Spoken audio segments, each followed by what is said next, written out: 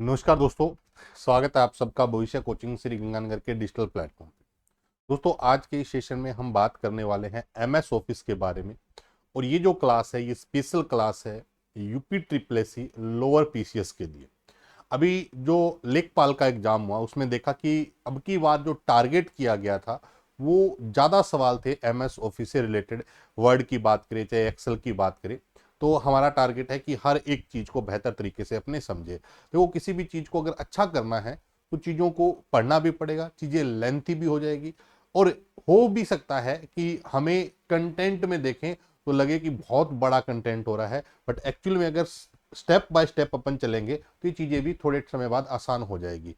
तो विशेषकर अगर बात करें तो ये जो क्लास है वो लोअर पीसीएस के लिए है, जिसमें एमएस ओपी से संबंधित कौन कौन से क्वेश्चंस है। मेरी कोशिश रहेगी कि हर एक पॉइंट जो आने वाले समय के किसी भी एग्जाम का हिस्सा हो सकते हैं उन पर भी हम चर्चा करने वाले हैं।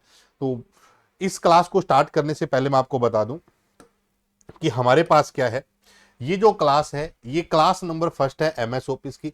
इससे पहले मैंने दो क्लास इंट्रो की डाली हुई है आपके बैच के अंदर लोअर पीसीएस के अंदर, जिसमें हमने बात की है कि कंप्यूटर क्या है, ये हमने बात की है।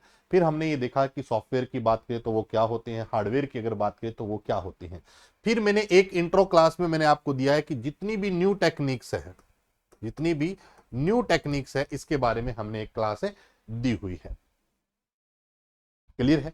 अब अगर बात करें तो आज हम बात करेंगे एमएस ऑफिस को लेकर, और सभी बच्चों की डिमांड यही थी कि सर सबसे पहले अब की बार एमएस ऑफिस स्टार्ट कर देते हैं, तो एमएस ऑफिस अपने जल्दी से कंप्लीट कर लेते हैं। सभी को नमस्कार। प्रमोद, सुनील कुमार, हाँ जी, बहुत अच्छा टॉपिक स्टार्ट किए, बहुत बढ़िया भी। चलिए ठीक है, तो ये क्लास आपको यूट्यूब पे भी मिलेगी। और हम देख रहे हैं कि जो आज का पेपर का स्टैंडर्ड है, अभी जो क्वेश्चंस आ रहे हैं, मैंने ना कई बार जिक्र किया है, क्लास में बोलता हूं कि आप किसी चीज के पीछे भागना ठीक नहीं होता। जैसे मान लो अगर जिसमें लेखपाल मैं जब पढ़ा रहा था तो मैंने कहा कि हर बार big data, machine learning, deep learning, IoT, cloud, इनके सवाल ज्यादा पूछे गए थे। तो उस समय अगर बच्चा टारगेट करके चल रहा है कि उस समय मुझे बोल रहे थे लेखपाल के बैच में कि सर मशीन लर्निंग कराओ, ये कराओ। अब फिर मैंने उसी समय जिक्र किया था कि पेपर का पूरा पैटर्न बदलना पड़ता है। जैसे कि पीछे के कई एग्जाम अगर मैं आपको बताऊं तो उसमें एमएस वर्ड एक्सेल को इतना महत्व नहीं दिया गया था, लेकिन लेखपाल में दिया है। हो सकता है कि लोअर पीसीएस में इसी को टारगेट करे, हो सकता है वो पार्ट जो आज तक अभी तक फंडामेंटल के क्वेश्चंस बहुत ज्यादा आपके इस पेपर्स में पूछे नहीं गए, यूपी ट्रिपल एससी ने नहीं पूछे हैं, तो आप फंडामेंटल को भी मजबूत करिए। कि कंप्यूटर की हिस्ट्री की बात करें, कंप्यूटर के जनरेशन की बात करें, कंप्यूटर के टाइप्स की बात करें, कंप्यूटर की विशेषता की बात करें, कंप्यूटर में इनपुट की बात करें, आउटपुट की बात करें, स्टोरेज की बात करें, जो प्रोसेसिंग यूनिट है उनके बारे में बात करें, बेसिक्स की अगर फंडामेंटल की बात करें तो जैसे ऑपरेटिंग सिस्टम का बेसिक्स आपको पता होना चाहिए। तो कोई जरूरी नहीं है कि लेखपाल के अंदर वो चीजें जो वर्ड एक्सेल की थी तो हम उनको ज्यादा पढ़ें और बाकी नहीं पढ़ें। तो सिलेबस अच्छे से कवर कर लो, चाहे पेपर कहीं से भी आए, अच्छा आपका पेपर हो जाएगा, कहीं समस्या नहीं आने वाली है। ठीक है, तो अब अपन जो सबसे पहले स्टार्ट करने वाले हैं वो एमएस ऑफिस को स्टार्ट करने हैं। एमएस ऑफिस को स्टार्ट करने से पहले मैं बता दूं कि ये जो हमारा सिलेबस है लोअर पीसीएस का, इस सिलेबस की अगर बात करें तो हम जो टॉपिक है वर्ड प्रोसेसिंग, जिसमें हम एमएस वर्ड और एक्सेल, पावर पॉइंट हमारे सिलेबस में है नहीं, लेकिन हम पावर पॉइंट के बारे में भी चर्चा करेंगे। सर ऐसा क्यों? पावर पॉइंट के लिए इसलिए चर्चा करेंगे कि जो वर्ड एक्सेल में जो ऑप्शंस दिए होते हैं वो कहीं ना कहीं आपको पावर पॉइंट के भी ऑप्शन मिल सकते हैं, जिसमें आपको बेनिफिट हो जाएगा।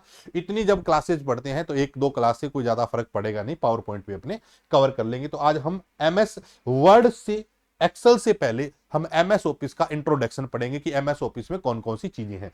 दूसरा ये है कि ये मैंने बैच स्टार्ट किया हुआ है। ये बैच जो है ये यूपी ट्रिपल एससी के लिए फाउंडेशन बैच है। चाहे लोअर पीसीएस की बात करें, जितने भी आपके एग्जाम्स है जो कैलेंडर जारी हुआ है, जहां जहां आपका कंप्यूटर आता है और जिसमें ये सिलेबस है उसके लिए बेस्ट बैच है। ये 27 तारीख से बेस्ट स्टार्ट हुआ है। और इसके अंदर बात करें तो प्राइस जो है वो 299 है। मैंने अभी तक इसका प्राइस इंक्रीज नहीं किया, अब एग्जाम डेट आ गई है तो आप इसको जल्दी ज्वाइन करना चाहते हैं ज्वाइन कर सकते हैं। ठीक है, और ये बुक है जिसमें लेखपाल का पूरा पेपर जो है आपको इस बुक में मिल जाएगा। तो ये बुक भी आप ऑनलाइन ऑर्डर कर सकते हैं।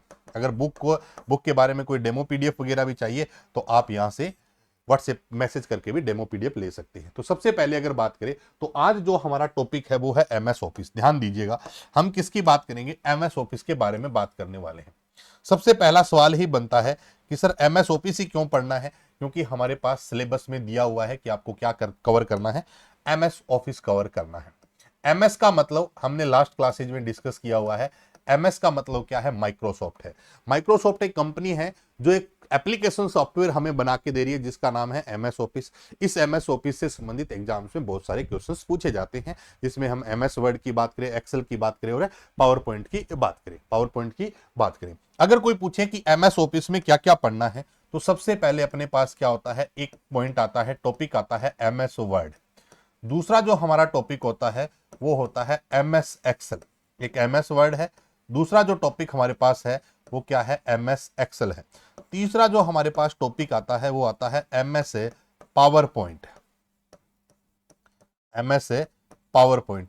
और एक इसके अंदर हमारे पास आ जाता है MS एक्सेस, MS एक्सेस आता है, MS एक्सेस आता है। तो सबसे पहले जो हमारा टॉपिक है MS ऑफिस, उसमें MS word, excel, power point और एक्सेस।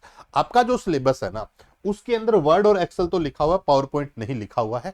तो वर्ड भी पढ़ेंगे, एक्सेल भी पढ़ेंगे और कुछ बातें अपने पावर पॉइंट की करेंगे। लेकिन MS एक्सेस जो है ये हमारा डायरेक्ट सिलेबस का हिस्सा नहीं है।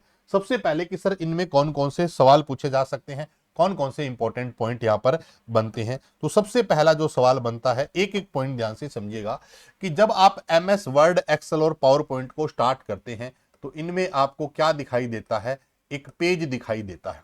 क्या दिखाई देता है, पेज दिखाई देता है। सबसे इंपॉर्टेंट सवाल है कि MS वर्ड का जो पेज होता है उसको हम क्या कहते हैं, तो आप कह देना कि डॉक्यूमेंट कहते हैं। क्या कहते हैं, डॉक्यूमेंट कहते हैं। एक्सेल का जो पेज होता है उसको हम सीट कहते हैं। क्या कहते हैं, सीट कहते हैं। पावर पॉइंट का जो पेज होता है उसको हम क्या कहते हैं, स्लाइड कहते हैं। क्या कहते हैं, स्लाइड। MS एक्सेस के पेज के अंदर हमारे पास क्या होती है, टेबल होती है। क्या होती है, टेबल। या जनरली हमारे पास क्या होती है, फील्ड की बात करें, रो और कॉलम की बात करें तो कह सकते हैं। तो सिंपल सवाल बना कि सर इनको जब हम स्टार्ट करते हैं तो इनके अंदर कुछ पेज होते हैं। जैसे बुक की बात करें तो उसमें हमारे पास पेज है, नोटबुक की बात करें तो उसमें हमारे पास क्या है, पेज है। ऐसे ही जब वर्ड को स्टार्ट करते हैं तो वर्ड के अंदर जो पेज होता है उसको डॉक्यूमेंट कहते हैं। सिंपल शब्दों में अगर करके देखें तो वर्ड के अंदर डॉक्यूमेंट होते हैं, एक्सेल में सीट होती है, पावर पॉइंट में स्लाइड होती है, MS एक्सेस में हमारे पास क्या होती है, टेबल होती है। MS एक्सेस में हमारे पास क्या होती है, टेबल होती है। बिल्कुल ठीक है सर।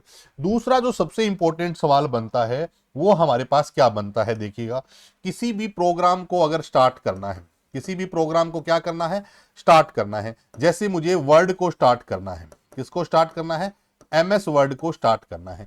तो MS वर्ड को स्टार्ट करने के लिए कंप्यूटर में हमारे पास क्या होता है, ऐसे स्टार्ट मेन्यू होता है, ऐसे क्लिक करेंगे, यहां पर जैसे MS ऑफिस लिखा हुआ है, इस पे जब हम जाएंगे तो वहां पर वर्ड, एक्सेल, पावर पॉइंट मिलेगा। वर्ड पे क्लिक करेंगे तो वर्ड स्टार्ट हो जाएगा। ये तो एक वर्ड को स्टार्ट करने का प्रोसेस हुआ, लॉन्ग मेथड हुआ। लेकिन अगर वो कहे कि वर्ड को स्टार्ट करना है कहां से, रन मेन्यू से, सर ये रन मेन्यू क्या होता है, ये भी देखिए। रन मेन्यू की एक शॉर्टकट की होती है, रन मेन्यू की एक क्या होती है, शॉर्टकट की होती है। कौन सी शॉर्टकट होती है, कीबोर्ड पे आप जानते हैं कि एक की होती है जिसको हम बोलते हैं विंडो लोगो की। क्या बोलते हैं, विंडो लोगो की। एक कीबोर्ड पर इस प्रकार की एक की होती है जिस पर 4 छोटे छोटे ऐसे बॉक्स बने होते हैं, इसको हम विंडो की या हम अपनी भाषा में विंडो लोगो की भी बोल देते हैं। नॉर्मल हम बोल देते हैं कि ये कौन सी की है, ये सर विंडो की है। लेकिन इसका ओरिजिनल हम नाम देखें तो विंडो लोगो की, यानी कि जिस की पर विंडो का लोगो बना होता है उस की को विंडो लोगो की कहते हैं। अगर शॉर्टकट की बात करें तो विंडो लोगो की के साथ अगर मैं R प्रेस कर देता हूं तो मेरी स्क्रीन पर एक मेन्यू स्टार्ट हो जाएगा जिसको हम क्या कहते हैं, रन मेन्यू कहते हैं। ऐसे मेरी स्क्रीन पर एक रन मेन्यू स्टार्ट हो जाएगा। अब एग्जामिनर क्या कहता है कि मुझे ये बताओ कि मुझे MS वर्ड को रन मेन्यू से चलाना है, तो मैं यहां पर क्या लिखूं। मान लो मैंने कहा कि MS वर्ड को रन मेन्यू से चलाने के लिए आप यहां पर क्या लिख दो, MS वर्ड लिख दो। तो MS वर्ड लिखने से क्या MS वर्ड स्टार्ट हो जाएगा, तो बिल्कुल भी नहीं होने वाला है। यही हमारे एग्जाम का क्वेश्चन है कि MS वर्ड को रन मेन्यू से चलाना है तो हमें क्या लिखना होगा। तो याद रख लेना कि MS वर्ड को अगर रन मेन्यू से चलाना है तो हम क्या लिखते हैं, विन वर्ड लिखते हैं। क्या लिखते हैं, विनवर्ड। जैसे ही आपने विनवर्ड लिखकर एंटर किया तो आपकी स्क्रीन पर एक सॉफ्टवेयर चलेगा जिसका नाम क्या होगा, एमएस वर्ड होगा। तो सिंपल शब्दों में अगर कहें तो एमएस वर्ड को रन मेन्यू से चलाना हो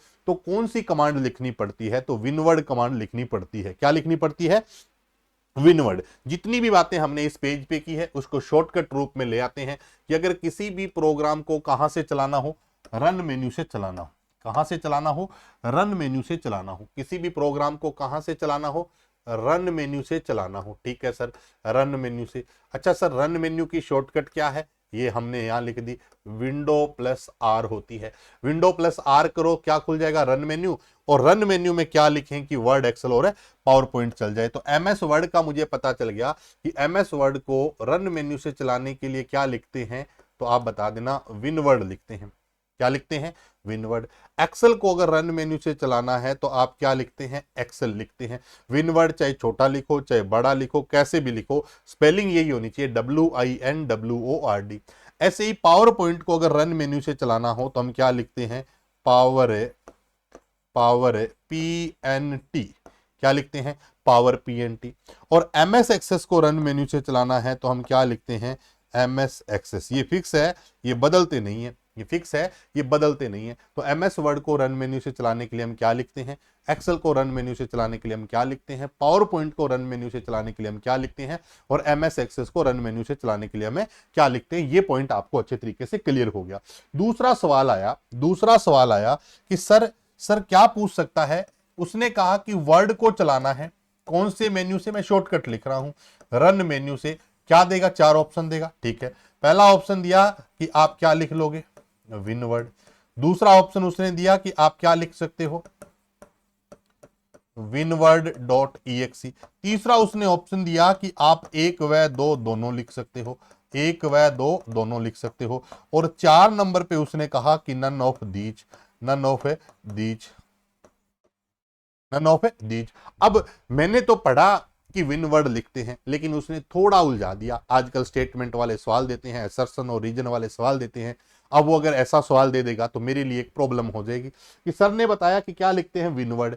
अब अगर मैं इसका विनवर्ड लगा के आ जाऊं और बाद में पता चले कि आंसर विनवर्ड और winword.exe है, तो गड़बड़ है। और अगर मैं ये लगा के आ गया और बाद में पता चला कि केवल इसका आंसर क्या है, विनवर्ड है, तो दोनों ही केस में सवाल गलत होने के चांसेज है। अब सवाल गलत नहीं होगा।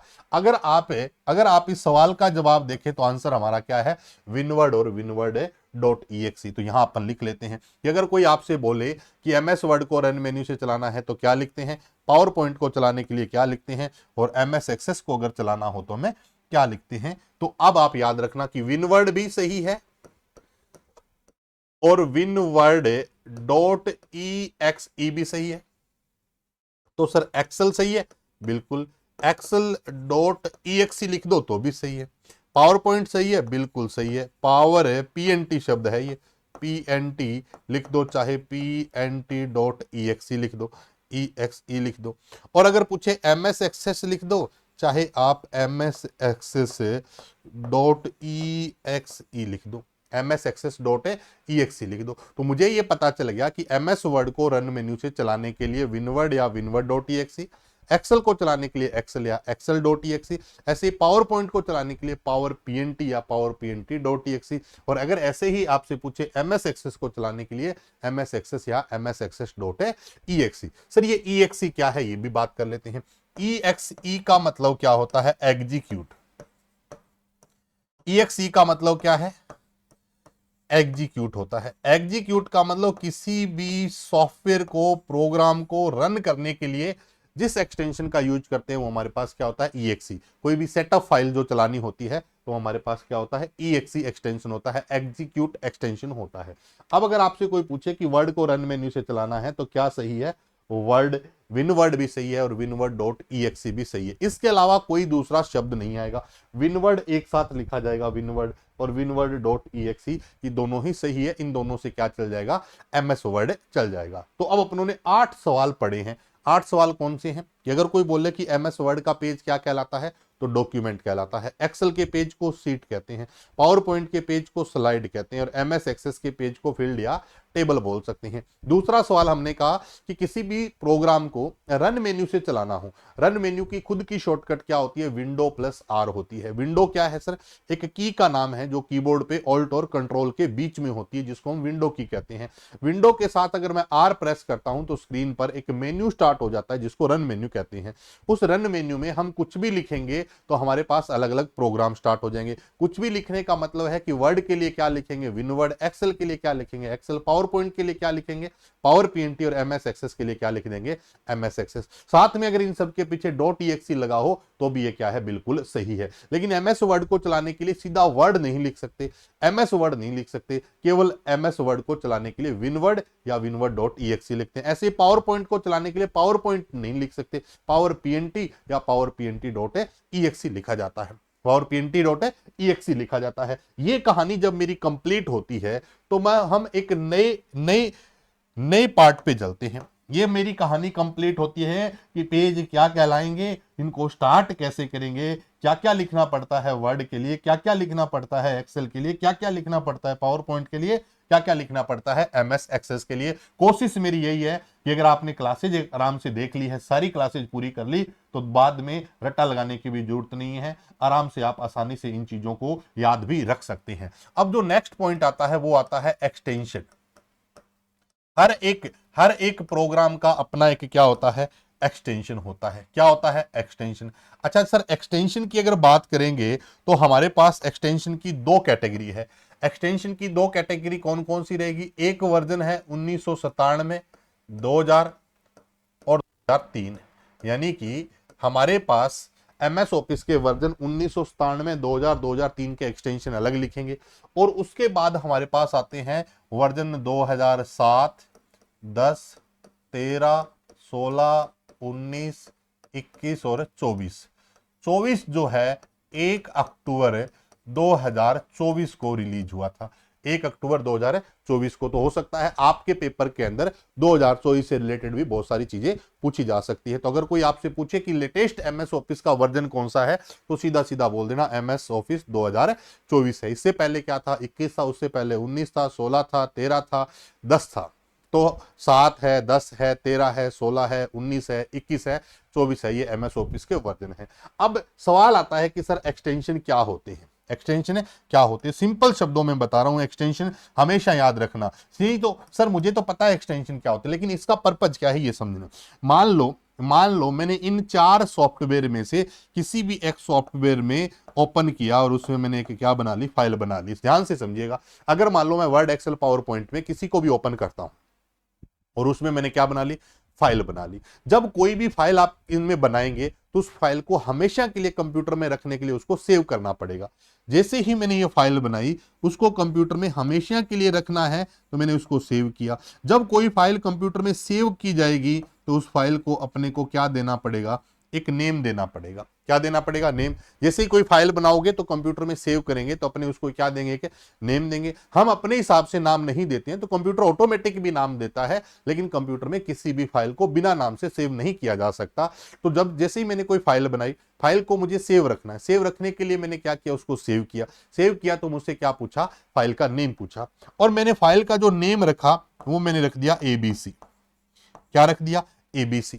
अब मेरी कंप्यूटर के अंदर फाइल है। अगर आप क्लास देख रहे हो तो पूरी क्लास को देखना, तसल्ली से समझना, ये मत सोचना कि मुझे एक्सटेंशन पता है। मैं यहां पर जो पॉइंट बताऊंगा वो इस एक्सटेंशन से समझ में नहीं आएगा। तो अगर बात करें कि फाइल सेव की, सेव करते समय मैंने एक कोई नाम दिया और नाम मैंने क्या दे दिया, ABC नाम दे दिया। ठीक है सर। अब मैं अगर आपसे ये बोल दूं कि बताओ ये मेरी फाइल ABC नाम की है, ये इनमें से किस में बनी हुई है, वर्ड में है, एक्सेल में है, पावर पॉइंट में है या एक्सेस में, क्या बता दोगे। मैंने तो सिर्फ बताया कि मैंने इन 4 में से किसी एक का सहारा लिया और कंप्यूटर में मैंने फाइल बनाई और उस फाइल का नाम क्या है, ABC है। क्या हम ये बता सकते हैं क्या कि ABC नाम की फाइल जो है वो सर ने कौन से प्रोग्राम में बनाई है। तो इस फाइल के नाम में ऐसा कुछ भी नहीं है जिससे हमें यह पता चल जाए कि ये फाइल वर्ड की है, एक्सेल की है, पावर पॉइंट की है, क्योंकि नाम एबीसी है और इस एबीसी में कहीं नहीं लिखा हुआ कि वर्ड है कि एक्सेल है कि पावर पॉइंट है या एक्सेस है, कहीं भी ये चीजें मेंशन नहीं है। ठीक है सर, तो अब इस फाइल का हमें पता करना है ये फाइल किस में बनी हुई है। तो हमने इसी फाइल पर जाकर माउस का राइट क्लिक किया। कौन सा क्लिक किया?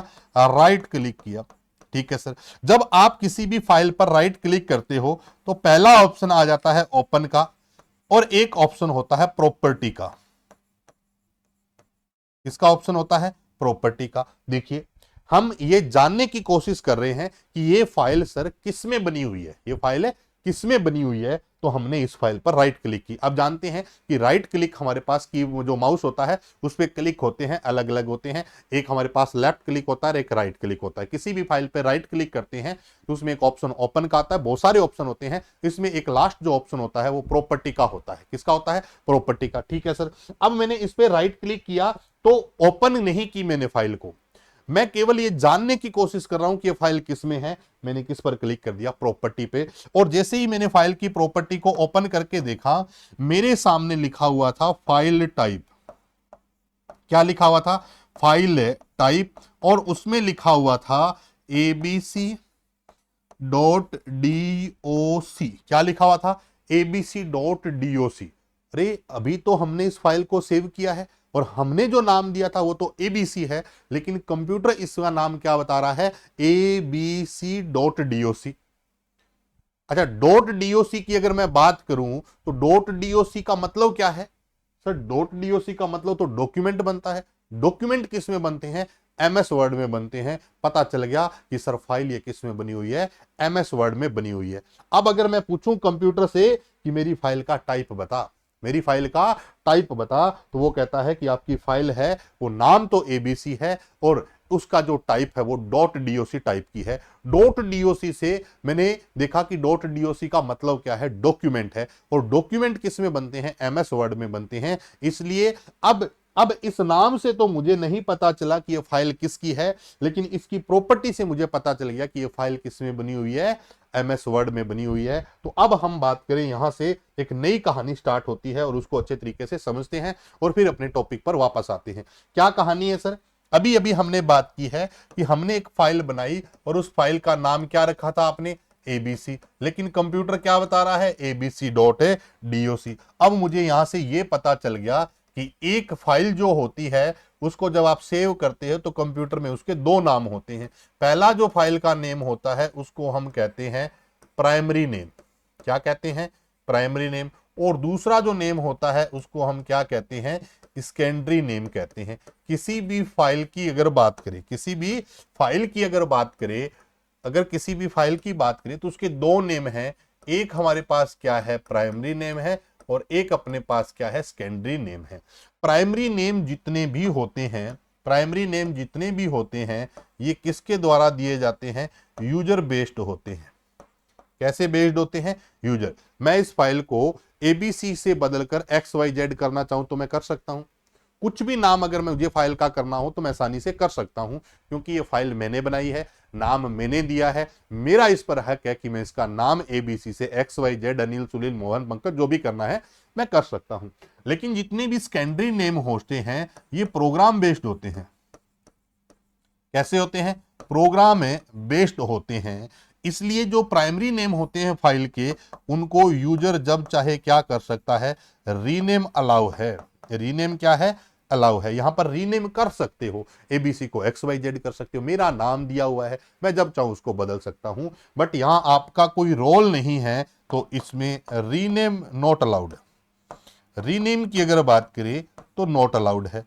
अच्छा, हो ही नहीं सकता, हो सकता है लेकिन वो फिर फाइल ओपन नहीं होगी। तो यहां पर आप किसी भी फाइल को रीनेम नहीं कर सकते। तो फाइल की अगर बात करें, फाइल की अगर बात करें तो मुझे जानकारी मिली है कि फाइल के दो नेम होते हैं। एक प्राइमरी नेम होता है, एक सेकेंडरी नेम होता है। प्राइमरी नेम को जब चाहो बदल लो, नाम बदल लो, नाम बदलने में कोई प्रॉब्लम नहीं है। सेकेंडरी नेम को बदलने में प्रॉब्लम है। अगर मैं इसके स्थान पर कुछ और करूंगा तो कंप्यूटर इस फाइल को ओपन नहीं कर सकता है। क्यों? क्योंकि पर्टिकुलर जिस प्रोग्राम में ये फाइल बनी हुई है उसी का जो हमारे पास क्या है नेम है, उसी में ये क्या हो सकती है, ओपन हो सकती है। तो प्राइमरी नेम जो हमारे पास है उसको हम रीनेम कर सकते हैं। सर एग्जाम के हिसाब से क्या और सवाल बन सकते हैं? बहुत इंपॉर्टेंट सवाल बनते हैं।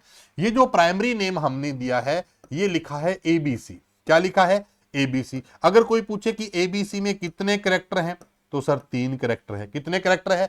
3 कैरेक्टर है। ये 3 कैरेक्टर से बड़ा नाम हो सकता है क्या? बिल्कुल हो सकता है। कितने हो सकते हैं? 3, 4, 5, 6 कितने हो सकते हैं? तो यहां पर सबसे इंपॉर्टेंट आता है कि अगर आपसे कोई पूछे कि length of primary name, primary name की लेंथ कितनी हो सकती है, बताओ प्राइमरी नेम की लेंथ कितनी हो सकती है? तो सबसे पहला हमारे पास पॉइंट आता है, एक हमारे पास ऑपरेटिंग सिस्टम है। एक हमारे पास है ऑपरेटिंग सिस्टम है। थोड़ा मैं बता देता हूं कि एक हमारे पास क्या है, आगे टॉपिक पढ़ेंगे ऑपरेटिंग सिस्टम। मैं किसी भी प्रकार का कंफ्यूजन नहीं रखना चाहता, इसलिए हर पॉइंट में साथ के साथ क्लियर कर देता हूं। ऑपरेटिंग सिस्टम होता है ये 2 नेचर में होता है। एक हमारे पास CUI होता है, एक हमारे पास CUI होता है और एक हमारे पास क्या है, GUI होता है। जब पढ़ेंगे तो बहुत सारे नेचर पढ़ेंगे, लेकिन अपनी समझ के लिए इतना ही काफी है कि एक CUI और एक क्या है, GUI है।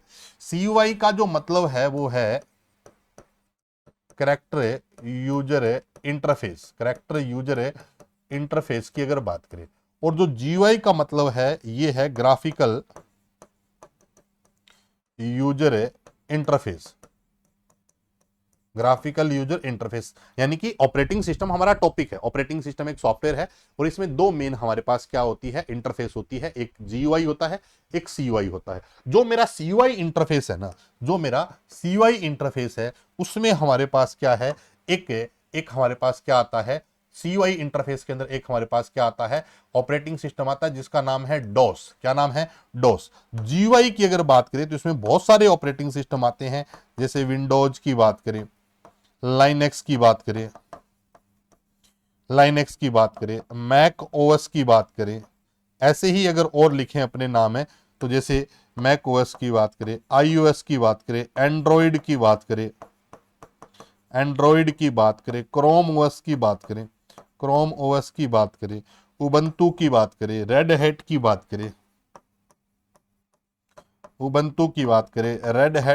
करें, फेडोरा की बात करें, इतने नाम लिख दिए मैंने। फेडोरा की बात करें, उबंटू की बात करें, फेडोरा की बात करें, सूसे की बात करें, ये सब ऑपरेटिंग सिस्टम है। सूसे की बात करें, काली लाइनेक्स की बात करें, सोलेरिस की बात करें, ऐसे ही बोस की बात करें। बोस भारत का पहला ऑपरेटिंग सिस्टम है। भारत का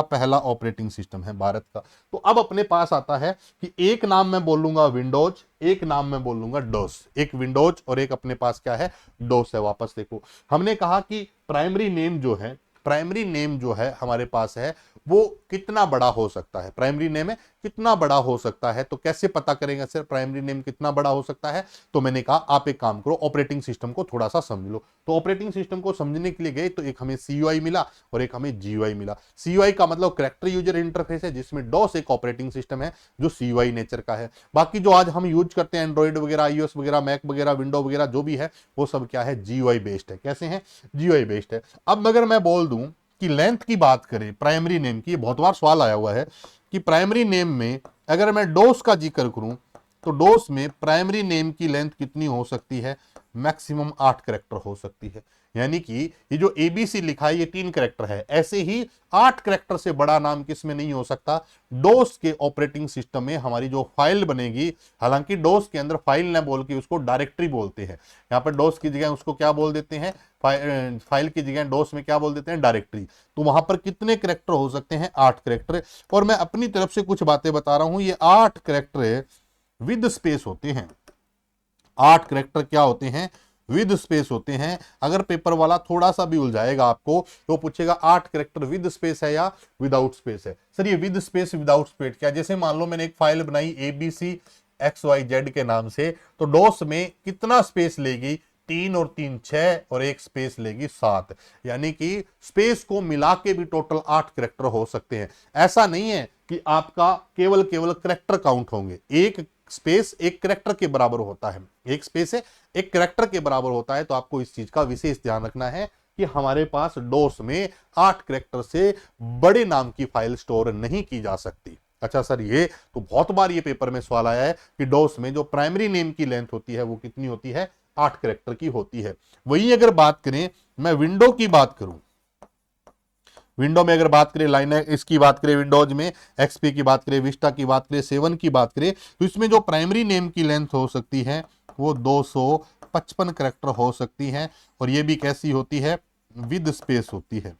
विद स्पेस का मतलब हर एक स्पेस एक कैरेक्टर काउंट करेगा, हर एक स्पेस एक कैरेक्टर की जगह ले जाएगा। तो आप मुझे बताइएगा कि डोस में प्राइमरी नेम की लेंथ कितनी हो सकती है, 8 कैरेक्टर की। अच्छा, अगर यूट्यूब पे क्लास देख रहे हो ना तो जरूर बताना कि आपको ये सारा कंसेप्ट अच्छे से क्लियर हुआ या नहीं हुआ। एप्लीकेशन में जो भी स्टूडेंट लाइव बैठे हैं, समझ में आ रही है बात सबको कि हमने कहा कि प्राइमरी नेम जो होता है वो डोस में 8 कैरेक्टर से बड़ा नहीं हो सकता। डोस में अनिल कुमार नाम की फाइल नहीं बनाई जा सकती। अनिल में कितने हो गए, 4, कुमार में हो गए 5, 9 और 1 हो गया स्पेस, अनिल कुमार नाम की फाइल नहीं बनाई।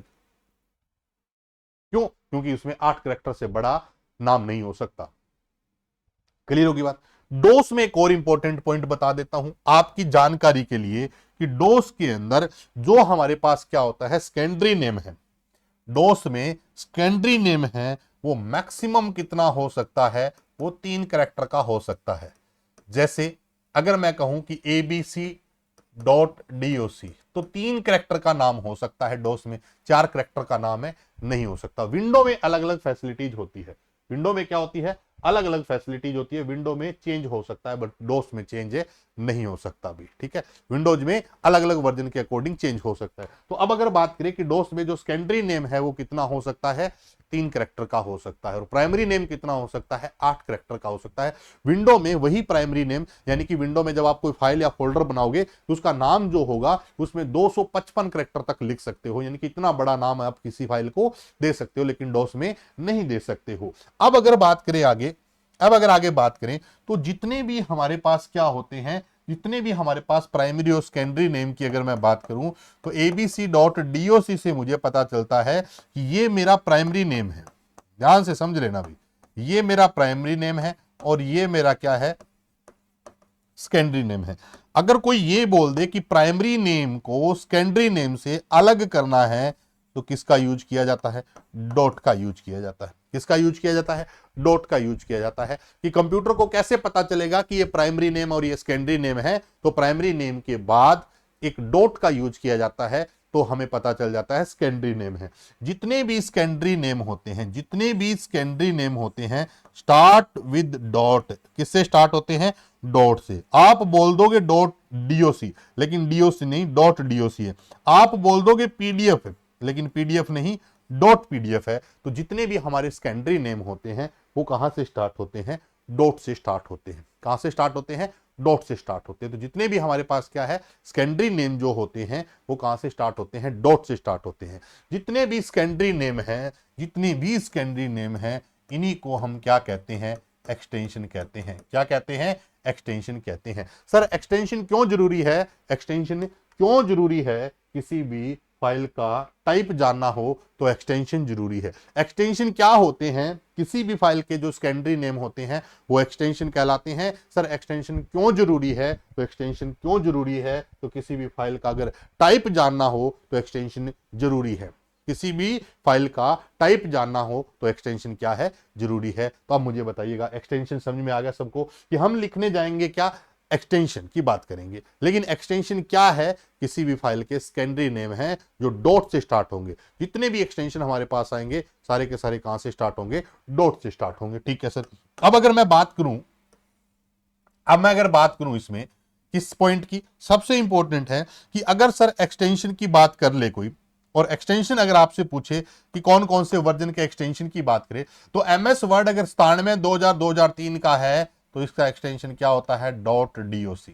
एक्सेल का जो एक्सटेंशन होता है, थोड़ा कलर चेंज कर देते हैं, एक्सेल का जो एक्सटेंशन होता है वो हमारे पास क्या होता है, एमएस वर्ड का एक्सटेंशन पुराने वर्जन में क्या है, डॉट डीओसी है। एक्सेल का एक्सटेंशन क्या होता है, .xls होता है। पावर पॉइंट का एक्सटेंशन क्या होता है? .ppt होता है। MS एक्सेस का एक्सटेंशन क्या होता है? .mdb। सर ये MDB का मतलब क्या होता है? मैनेजमेंट डेटाबेस होता है। MDB का मतलब मैनेजमेंट डेटाबेस। मैं आपके किसी के कमेंट नहीं देख रहा भाई, समझ लो आराम से, क्योंकि बाद में बच्चे देखते हैं तो थोड़ी प्रॉब्लम आती है। तो जो भी आपको डाउट हो अपने लास्ट में बात कर लेंगे। पहली बात है डाउट नहीं रहेंगे। अगर 97 2000 2003 की बात करें तो MS वर्ड का एक्सटेंशन .doc, एक्सेल का .xls, पावर पॉइंट का PPT। .doc का मतलब डॉक्यूमेंट है, XLS का मतलब एक्सेल है, PPT का मतलब पावर पॉइंट प्रेजेंटेशन है, MDB का मतलब मैनेजमेंट डेटाबेस होता है। मैनेजमेंट डेटाबेस है। सर अगर नए वर्जन में पूछे तो क्या बताएं? बिल्कुल बताएंगे। अगर कोई पूछे MS वर्ड का नए वर्जन में तो .docx, एक्सेल का .docx के बाद एक्सेल का क्या हो जाएगा? .xlsx। पावर पॉइंट का हमारा क्या हो जाएगा? .pptx हो जाएगा।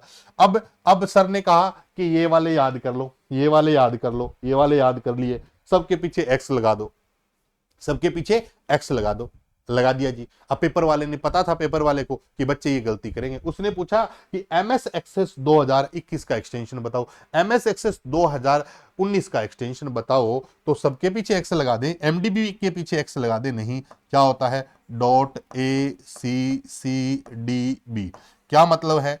Access database. क्या मतलब है? एक्सेस है डेटाबेस। एक्सेस है डेटाबेस की बात करें। ACCDB का मतलब क्या है? एक्सेस डेटाबेस है। अब मेरे साथ एक पॉइंट को याद करिएगा। ये 16 सवाल ये बने बताए हैं आपको इस पूरी स्लाइड में। 4 + 4 8 + 4 12 + 4 है 16। मैंने ये सवाल बता दिए हैं। एक मैंने बता दिया कि रन मेन्यू की शॉर्टकट क्या होती है? विंडो +R है। 2 सवाल मैंने यहां बताए हैं कि डोस में प्राइमरी नेम 8 कैरेक्टर का होता है, विंडो में प्राइमरी नेम है 255 कैरेक्टर का होता है। तीसरा सवाल बताया कि फाइल के टाइप को जानना हो तो एक्सटेंशन जरूरी होते हैं। तो अब आपको एक्सटेंशन की डेफिनेशन भी समझ में आ गई कि एक्सटेंशन क्या होते हैं। अब अगर इनको रिपीट करना हो, अगर इनको क्या करना हो? रिपीट करना हो, तो देखिएगा हमारे पास एक्सटेंशन में बात करें तो सबसे पहले अगर बात करें तो MS वर्ड 1997 2000 2003 का एक्सटेंशन क्या होता है? .doc। एक्सेल का क्या है? .xls। पावर पॉइंट की बात करें तो .ppt। MS एक्सेस की बात करें तो .mdb। MDB का मतलब क्या है? मैनेजमेंट डेटाबेस है। वहीं अगर पूछे 2007 से लेकर 24 तक की बात करें तो एक्सटेंशन क्या है? MS वर्ड का है .docx। एक्सेल का .xlsx। पावर पॉइंट का .pptx। और MS एक्सेस का क्या है? .accdb। ACCDB का मतलब क्या है? Access database. क्या है? Access database.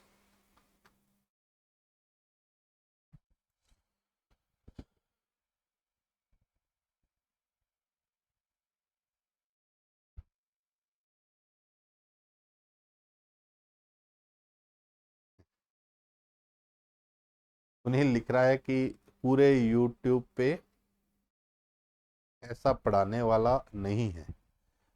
मैं आपकी बड़ाई नहीं कर रहा हूं, हकीकत है। Thank you Sunil. ठीक है, कोशिश करते हैं कि हर चीज आप तक पहुंचे। देखो मैंने सारा कंसेप्ट इसलिए बताया है कि गलती कहां होती है। मैं अगर इस चीज को करता ना तो 5 मिनट में सीधा छाप देता यहाँ पे, 5 मिनट लगते नहीं। लेकिन वजह क्या है कि आज का जो पेपर का स्टैंडर्ड है वो इस बात पे डिपेंड नहीं करता कि मुझे कितना याद है, वो इस बात पे डिपेंड करता है कि मेरी समझ कितनी बड़ी है। अगर समझ बनानी है तो चीजों को समझना पड़ेगा। अगर वो सिंपल डेफिनेशन पूछ ले कि एक्सटेंशन क्या होते हैं, क्या नहीं पूछ सकता। जो आदमी ये पूछ लेता है कि .doc किसका एक्सटेंशन है, क्या वो ये नहीं पूछ सकता कि एक्सटेंशन का मतलब क्या है, क्या पर्पज है कंप्यूटर में एक्सटेंशन का, क्यों यूज किए जाते हैं एक्सटेंशन?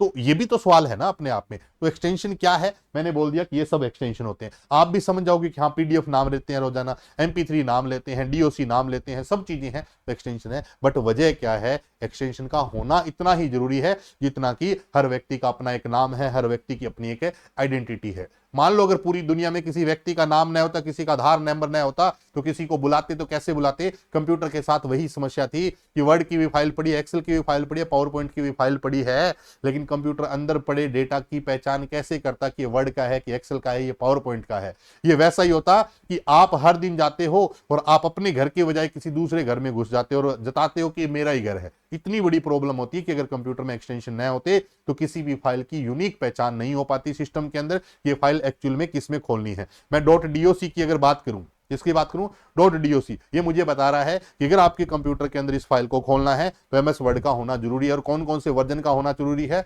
1997, 2000, 2003 का होना जरूरी है।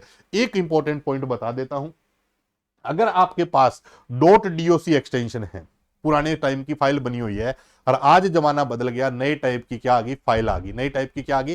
फाइल आ गई। तो पुराने पुराने वर्जन के अंदर जितना भी डेटा हमने इन एक्सटेंशन में जो सेव किया हुआ था, आज उनको नए एक्सटेंशन में खोला जा सकता है। बट शर्त यह है कि अगर आपके पास नए एक्सटेंशन की कोई फाइल है .docx को आप .doc में ओपन नहीं कर सकते। यानी कि जब माइक्रोसॉफ्ट कंपनी ने इनको बनाया तो बड़ा सोच समझ के बनाया है कि मान लो किसी व्यक्ति ने आज से पहले बहुत सारा काम किया हुआ है, हमने एक्सटेंशन बदल दिया तो बेचारे का सारा काम क्या हो जाएगा? डिस्टर्ब हो जाएगा। तो लोअर वर्जन के जितने भी एक्सटेंशन है उनको हायर वर्जन में खोले जा सकते हैं, ये सवाल पूछा गया है। लेकिन हायर वर्जन के एक्सटेंशन को लोअर वर्जन में नहीं खोला जा सकता, उनमें बहुत सारी चीजें होती है, चेंज हो जाता है। बट एक थ्योरेटिकली कंसेप्ट की बात करें तो डायरेक्ट हम उसको ओपन है नहीं कर सकते। ये हमारे पास एक्सटेंशन की बात आती है। अब अगर पूछे कि सर हमने क्या सीखा है, हमने कोई टॉपिक की बात करें तो हमने MS ऑफिस का एक ओवरव्यू देखा है। क्या देखा है? ओवरव्यू देखा है। और बढ़ते हैं आगे। अब इस पूरी कहानी में हमें पता चल गया कि एक्सटेंशन क्या होता है, प्राइमरी नेम क्या होता है, सेकेंडरी नेम क्या होता है, कुछ हमने ऑपरेटिंग सिस्टम के भी एग्जांपल देख लिए हैं। आगे अगर और बढ़े, इसी चीज में अगर बढ़े तो कुछ एक्सटेंशंस जो है मैं आपको और बता देता हूं। मैं आगे टॉपिक पढ़ाऊंगा एक फाइल सिस्टम, उस टॉपिक में सारी बातें और दोबारा से करेंगे। अगर कोई पूछे .pdf तो ये होता है पोर्टेबल डॉक्यूमेंट। डॉक्यूमेंट फाइल नहीं, एक फॉर्मेट होता है। फाइल नहीं, एक क्या होता है? फॉर्मेट होता है। आप जानते हैं .jpeg joint picture expert group, joint picture expert group, expert group. अगर कोई लिखा जाए JPG, ये भी हमारे पास इसी का एक हिस्सा है, joint picture expert group, joint picture expert group. Joint picture group होता है, ज्वाइंट पिक्चर ग्रुप होता है। ऐसे ही हमारे पास एक्सटेंशन होता है .gif, graphical interchange format, graphical interchange format. WhatsApp पे छोटे छोटे मैसेज आते हैं ना, ट्रिंग ट्रिंग ट्रिंग ट्रिंग ट्रिंग ट्रिंग वाले छोटे छोटे 1-1 सेकंड के जो मैसेज होते हैं, उनका फॉर्मेट GIF होता है, जिनको बोलते हैं ग्राफिकल इंटरचेंज फॉर्मेट बोल देते हैं। ऐसे ही हमारे पास एक्सटेंशन होता है .BMP, बिट मैप। क्या होता है? Bit map picture. ऐसे ही हमारे पास एक्सटेंशन होता है .PNG, portable network graphic, portable network graphics. ऐसे ही हमारे पास एक्सटेंशन होते हैं .MP3 जो ऑडियो के लिए होता है, एक होता है .MP4 जो वीडियो के लिए होता है। .MP3 .MP4 की बात करें। एक होता है .WMA,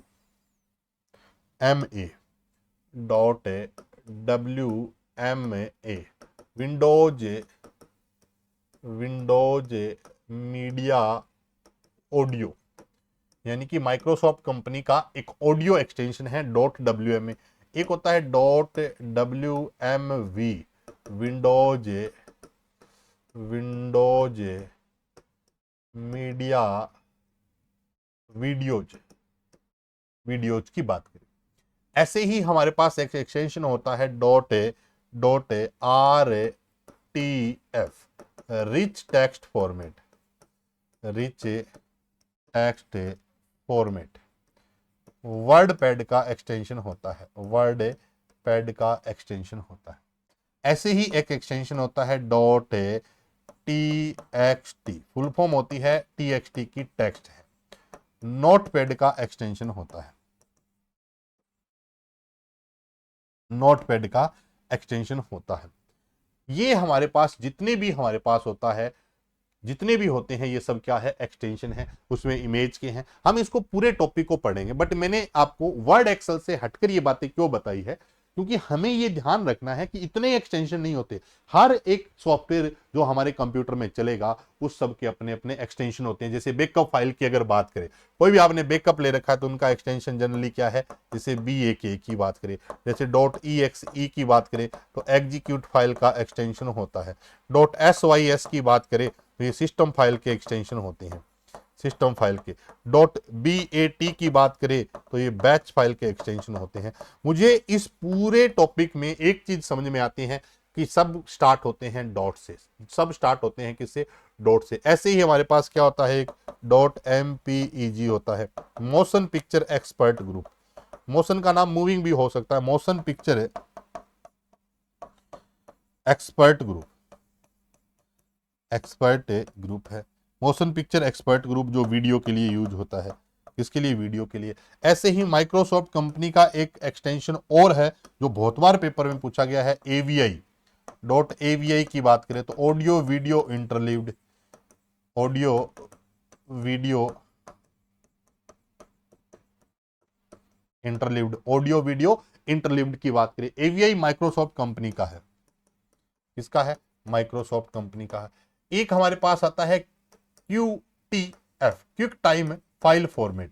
QTF की बात करें तो ये हमारे पास आता है क्विक टाइम फाइल फॉर्मेट। ये इसलिए इंपॉर्टेंट है कि एप्पल कंपनी का है। किस कंपनी का है, एप्पल कंपनी का है। किसका है, एप्पल कंपनी का फाइल फॉर्मेट है। QTFF की बात है, क्विक टाइम फाइल फॉर्मेट। जैसे AVI माइक्रोसॉफ्ट कंपनी का है, ऐसे ही अगर बात करें तो QTFF की बात करें तो हमारे पास क्या है, माइक्रोसॉफ्ट कंपनी का, QTF एप्पल कंपनी का। ऐसे ही हमारे पास .TIFF होता है, टैग्ड इमेज फाइल फॉर्मेट होता है, टैग्ड इमेज फाइल फॉर्मेट होता है। एक होता है GIFF भी होता है, ग्राफिकल इंटरचेंज फाइल फॉर्मेट होता है, ग्राफिकल इंटरचेंज फाइल फॉर्मेट होता है। तो ऐसे बहुत सारे एक्सटेंशन होते हैं। जनरली मैंने अप्रोक्सीमेट आपको बताने की कोशिश की, हम फाइल सिस्टम में इन चीजों को और भी पढ़ेंगे। अब हमें पता चला कि जो भी मैंने यहाँ पे नाम लिखे ये सब हमें बताते हैं कि फाइल का एक्सटेंशन क्या है और इस फाइल का टाइप क्या है। इस फाइल को चलाने के लिए मुझे कौन से सॉफ्टवेयर की जरूरत महसूस हो रही है, वो हमारे पास एक्सटेंशन होते हैं। आई थिंक आपको इतना समझ में आ गया होगा कि हमें जो पढ़ना है वो ये नहीं पढ़ना है कि एक्सटेंशन कौन कौन से, हमें ये पढ़ना है कि एक्सटेंशन क्या से लेकर कौन कौन से एक्सटेंशन है, एक्सटेंशन का यूज क्या है और वो एक्सटेंशन किससे सेपरेट होते हैं। ये सारे पॉइंट आपको अच्छे तरीके से क्लियर होने चाहिए। अब अगर मैं देखूं तो इस पूरी कहानी के अंदर हमारे पास ये सारे के सारे टेबल फॉर्मेट में अपन देख लेते हैं, कोई बन जाएगी टेबल। ये सब हमारे पास क्या है, एक्सटेंशन की बात करते हैं। ये सब हमारे पास क्या है, एक्सटेंशन है। इनको याद रखना। जैसे एक ना मैं कॉम्प्लीमेंट्री शॉर्टकट बता रहा हूं, ये अभी अभी एक पेपर में भी आ गई कि Windows+L होती है कंप्यूटर को लॉक करने के लिए, लॉक स्क्रीन, लॉक है स्क्रीन। जैसे मान लो आप फोन पे कुछ चला रहे हो और एकदम से कोई आ गया तो साइड वाला बटन दबा देते हो ना, तो फोन लॉक हो जाता है। वैसे ही अगर कंप्यूटर पे कुछ कर रहे हो तो विंडो के साथ क्या कर दो, L प्रेस कर दो, आपका कंप्यूटर ऑटोमेटिक क्या हो जाएगा, लॉक हो जाएगा। कंप्यूटर आपका ऑटोमेटिक क्या हो जाएगा, लॉक हो जाएगा। क्लियर होगी बात। थोड़ा आगे बढ़ते हैं। आगे बढ़ने से पहले कुछ पॉइंट्स और डिस्कस करते हैं। हमें टॉपिक पढ़ना है पहले MS वर्ड। क्या पढ़ना है, MS वर्ड पढ़ना है। MS वर्ड को पढ़ने से पहले मुझे बहुत सारे पॉइंट और क्या करने हैं, डिस्कस करने हैं। सबसे पहले अगर पॉइंट की बात करें तो हमारे पास कंप्यूटर में क्या है, कंप्यूटर की अगर बात करें तो जो हम कंप्यूटर में MS वर्ड में जो डेटा लिखेंगे उसकी जो सबसे छोटी यूनिट होती है वो क्या होती है, कैरेक्टर होती है। सबसे छोटी यूनिट क्या है, कैरेक्टर है। कैरेक्टर से हमारे पास क्या बनता है, वर्ड बनता है। वर्ड से जो हमारे पास बनता है, जो सबसे छोटी यूनिट होती है वो क्या होती है, कैरेक्टर होती है। क्या होती है, कैरेक्टर होती है। कैरेक्टर से जो हमारे पास बनता है वो क्या बनता है, वर्ड बनता है। वर्ड से जो हमारे पास बनता है सेंटेंस बनता है। सेंटेंस से जो हमारे पास बनती है वो क्या बनती है, लाइन बनती है। लाइन से हमारे पास क्या बनता है, पेज बनता है। सॉरी, लाइन से हमारे पास क्या बनता है, पैराग्राफ बनता है। पैराग्राफ से हमारे पास क्या बनते हैं, पेज बनते हैं। पेज से हमारे पास क्या बनती है, फाइल बनती है। और फाइल से हमारे पास क्या बन जाता है, डेटाबेस भी बोल सकते हैं। ये सारे पॉइंट अपने को अच्छे तरीके से क्लियर होने चाहिए। तो सबसे पहले अगर कोई आपसे पूछे कि हमारे पास सबसे छोटी यूनिट क्या होती है, कैरेक्टर होती है। सबसे छोटी यूनिट क्या होती है, कैरेक्टर होती है। कैरेक्टर से वर्ड, वर्ड से सेंटेंस, सेंटेंस से लाइन, लाइन से हमारे पास पैराग्राफ, पैराग्राफ से पेज, पेज से फाइल, फाइल से डेटाबेस की बात करते हैं। सर इनके सवाल आते हैं। अभी मैं जितने पॉइंट यहां पर चर्चा करूंगा वो सारे के सारे एग्जाम के पॉइंट है। सबसे पहला है कैरेक्टर। हम जिसको कैरेक्टर समझ रहे हैं, जिसको वर्ड समझ रहे हैं, वो एक्चुअल में कंप्यूटर के लिए वैसा नहीं है। हम जिसको समझ रहे हैं, हो सकता है वो सवाल हमारा क्या हो जाए, गलत हो जाए। अभी अभी एक ट्राई कर लेते हैं छोटा सा, थोड़ा सा इसको पेज को छोटा करके और अपने इसको इस तरीके से मेंशन कर लेते हैं। फाइल के बाद हमारे पास क्या आता है, डेटाबेस आता है। एक लाइन में इसलिए है ताकि सारी चीजें अपने क्लियर हो जाए। ये देखो, सबसे पहले छोटी यूनिट हमारे पास क्या है, कैरेक्टर है। अब मुझे आप अगर कमेंट करके बता दोगे तो मेरे लिए ठीक हो जाएगा कि मैंने लिखा ए बी सी, मैंने लिखा ए बी और सी, यानी कि ए के बाद स्पेस, बी के बाद स्पेस और सी लिखा है, और एक मैंने लिखा है ए बी और सी। मुझे आप बताइएगा कि इनमें से कैरेक्टर कौन से हैं और वर्ड कौन से हैं, कैरेक्टर कौन से हैं और वर्ड कौन से हैं। अगर इस चीज में देखें तो हमने ये पढ़ा हुआ है कि अक्षरों के समूह को शब्द कह देते हैं, कैरेक्टर के ग्रुप को वर्ड कहते हैं। अब ऊपर वाले में अलग अलग है, ऊपर वाले में अलग अलग है, नीचे में तीनों क्या है, इकट्ठे हैं। अगर मुझसे पूछे तो मैं आपको ये कहूंगा कि ये तीन मेरे क्या है, वर्ड है। आपको थोड़ा कम जचेंगे। ये मेरे पास तीन क्या है, कैरेक्टर है। हुआ ये कंप्यूटर के अंदर डेफिनेशन जो पढ़ाई गई है वो गलत नहीं है, लेकिन यहाँ कंप्यूटर में थोड़ा प्रैक्टिकली चीजें चेंज हो जाती है।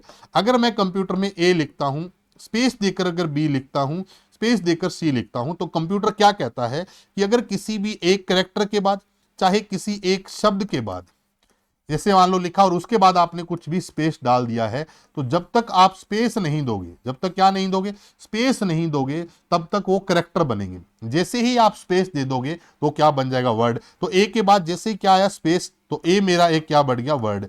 बी के बाद क्या आया, स्पेस, तो बी मेरा क्या बन गया, वर्ड। सी के बाद अगर स्पेस, बी के बाद स्पेस आया तो हमारे पास सी कैरेक्टर। यानी कि हर एक स्पेस के बाद क्या बनता जा रहा है, वर्ड बनता जा रहा है। हर स्पेस के बाद क्या बनता जा रहा है, वर्ड बनता जा रहा है। अगर कोई सिंपल शब्दों में ये कह दे, इन सिंपल शब्दों में ये कह दे कि हमारे पास क्या है, ये सीक्वेंस क्या है, तो सबसे पहला सीक्वेंस क्या है, कैरेक्टर है। कैरेक्टर से क्या बनता है, वर्ड। वर्ड से क्या बनता है, सेंटेंस से क्या बनती है, लाइन से क्या हमारे पास बनता है, तो आप कह दोगे पेज। पेज से हमारे पास क्या बनते हैं, पैराग्राफ, सॉरी लाइन से पैराग्राफ, पैराग्राफ से पेज, पेज से फाइल, और फाइल से क्या बनते हैं, डेटाबेस बनते हैं। ये सारी कहानी है, ये सारी कहानी क्लियर है। तो ऊपर वाले तीन कैरेक्टर नहीं है, ये ऊपर वाले तीन क्या है, वर्ड है। क्यों, क्योंकि हर एक कैरेक्टर के बाद अगर एक स्पेस लग जाता है तो हमारे पास क्या बन जाता है, वर्ड बन जाता है। तो कंप्यूटर के लिए इस बात का कोई मतलब नहीं है कि वो अकेला है तो कैरेक्टर है और ज्यादा है तो वो वर्ड है। कंप्यूटर के लिए तो इस बात से फर्क पड़ता है कि उसके बाद स्पेस है तो वो वर्ड अलग हो जाएगा, और स्पेस नहीं है तो वो वर्ड नहीं है। इसलिए सबसे इंपॉर्टेंट पॉइंट क्या है, इंपॉर्टेंट है कि अगर एमएस वर्ड में अगर कोई पूछे कि कैरेक्टर से वर्ड कैसे बनता है, तो आप सीधा बता देना स्पेस बार से। ये सारे सवाल है, किससे बनते हैं, स्पेस बार से। ठीक है, अब वर्ड से सेंटेंस कैसे बनता है, आप जानते हैं कि सेंटेंस का मतलब क्या है कंप्यूटर के अंदर। सेंटेंस का मतलब है कि आपने लिखा इट्स ओके, आपने लिखा इट्स ओके, इट्स ओके लिखने के बाद आपने फुल स्टॉप लगा दिया, तो कंप्यूटर उसको क्या मानेगा, सेंटेंस। यानी कि स्पेस दबाने से वर्ड बनता है, फुल स्टॉप लगाने से सेंटेंस बनते हैं। फुल स्टॉप लगाने से क्या बन जाते हैं, सेंटेंस बन जाते हैं। तो दूसरा जो हमारे पास पॉइंट आता है कि कैरेक्टर से क्या बना, कैरेक्टर से क्या बना, वर्ड बना। किससे बना, स्पेस बार। वर्ड से क्या बना, सेंटेंस बना। वर्ड से क्या बना, सेंटेंस बना। किससे बना, फुल स्टॉप से बना। किससे बना, फुल स्टॉप से बना। किससे बना, फुल स्टॉप। फुल स्टॉप का मतलब हमारे पास हमने क्या लगाया, डॉट लगा दिया। जैसे हिंदी में कहते हैं ना पूर्ण विराम लगाया है, ऐसे ही हमने यहाँ पर क्या लगाया, फुल स्टॉप यानी कि डॉट लगाया। और डॉट लगाते ही हमारे पास क्या बन गया, ये सेंटेंस बन गया। दूसरा सवाल बन गया। अब पहला पॉइंट तो हमें ये क्लियर हो गया कि कैरेक्टर से वर्ड किससे बन रहा है, स्पेस बार से। दूसरा ये है कि वर्ड से सेंटेंस किससे बना, फुल स्टॉप से। अब बात आती है कि सेंटेंस से लाइन कैसे बन सकती है। ये कई बार बच्चों के मन में डाउट होती है कि सर लाइन जो हो, सेंटेंस होते हैं वो दो लाइन का एक हो तो भी, तो भी तो क्या होगी, हम बोलेंगे कि सेंटेंस बड़ा हो गया, लाइन छोटी होगी। नहीं, मेन ये है कि सेंटेंस छोटे हो सकते हैं, लाइन कंप्लीट होती है। तो सबसे छोटी यूनिट कैरेक्टर, कैरेक्टर से वर्ड, वर्ड से सेंटेंस, और सेंटेंस से हमारे पास क्या बनती है, लाइन बनती है। अब सवाल यह है कि सेंटेंस से लाइन कैसे बनेगी, सेंटेंस से लाइन कैसे बनेगी। देखिएगा, अगर मैं यहां पर कुछ लिखना स्टार्ट करूं इस तरीके से, अब ये मेरा पेज कंप्लीट हो गया, ये मेरा पेज क्या हुआ, कंप्लीट हो गया। कितनी लाइन है, एक ही लाइन है। कितनी लाइन है, एक ही लाइन है।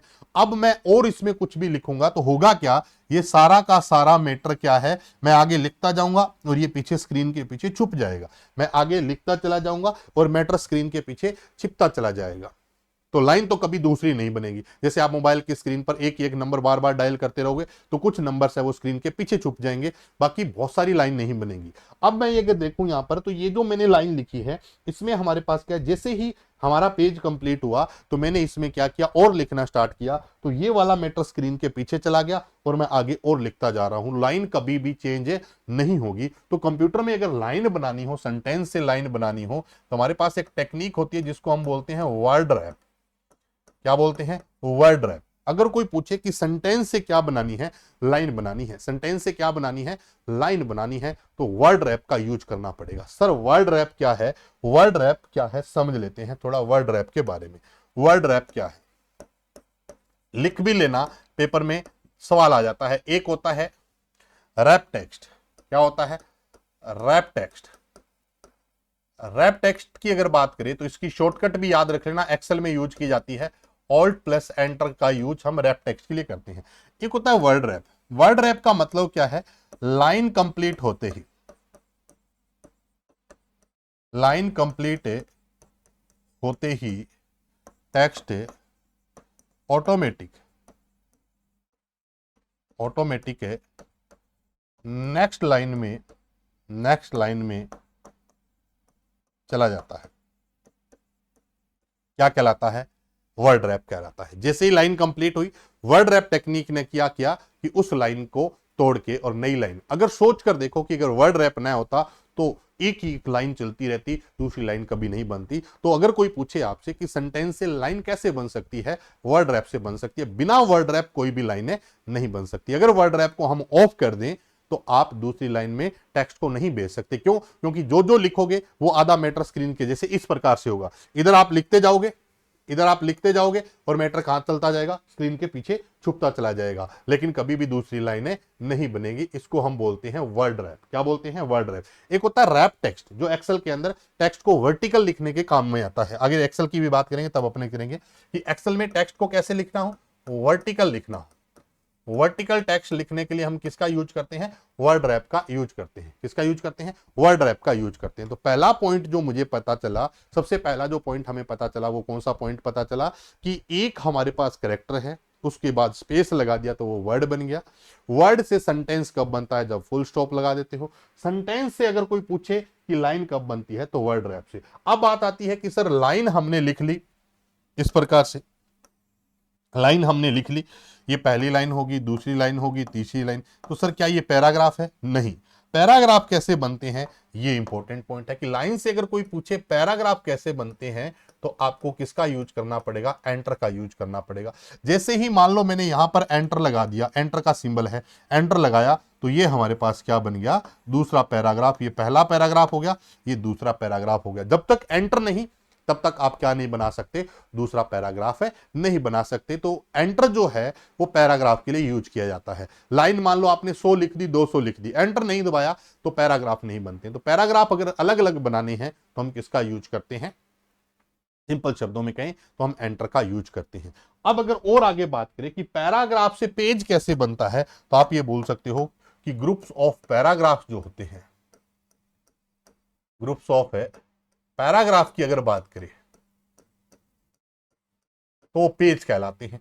और आगे मैं फाइल की बात करूं तो आप लिख सकते हो ग्रुप्स ऑफ है, अगर मैं फाइल की बात करूं, ग्रुप्स ऑफ है, अगर मैं फाइल की बात करूं तो वो क्या बनाती है, ग्रुप्स ऑफ पेज की बात करें ना, ऊपर क्या लिखा है, ग्रुप्स ऑफ पैराग्राफ को पेज कहते हैं, और ग्रुप्स ऑफ फाइल की, पेज की अगर बात करें तो उसको हम क्या कहते हैं, फाइल कहते हैं। और एक अपने पास क्या बचता है कि अगर ग्रुप ऑफ फाइल की बात कर लो,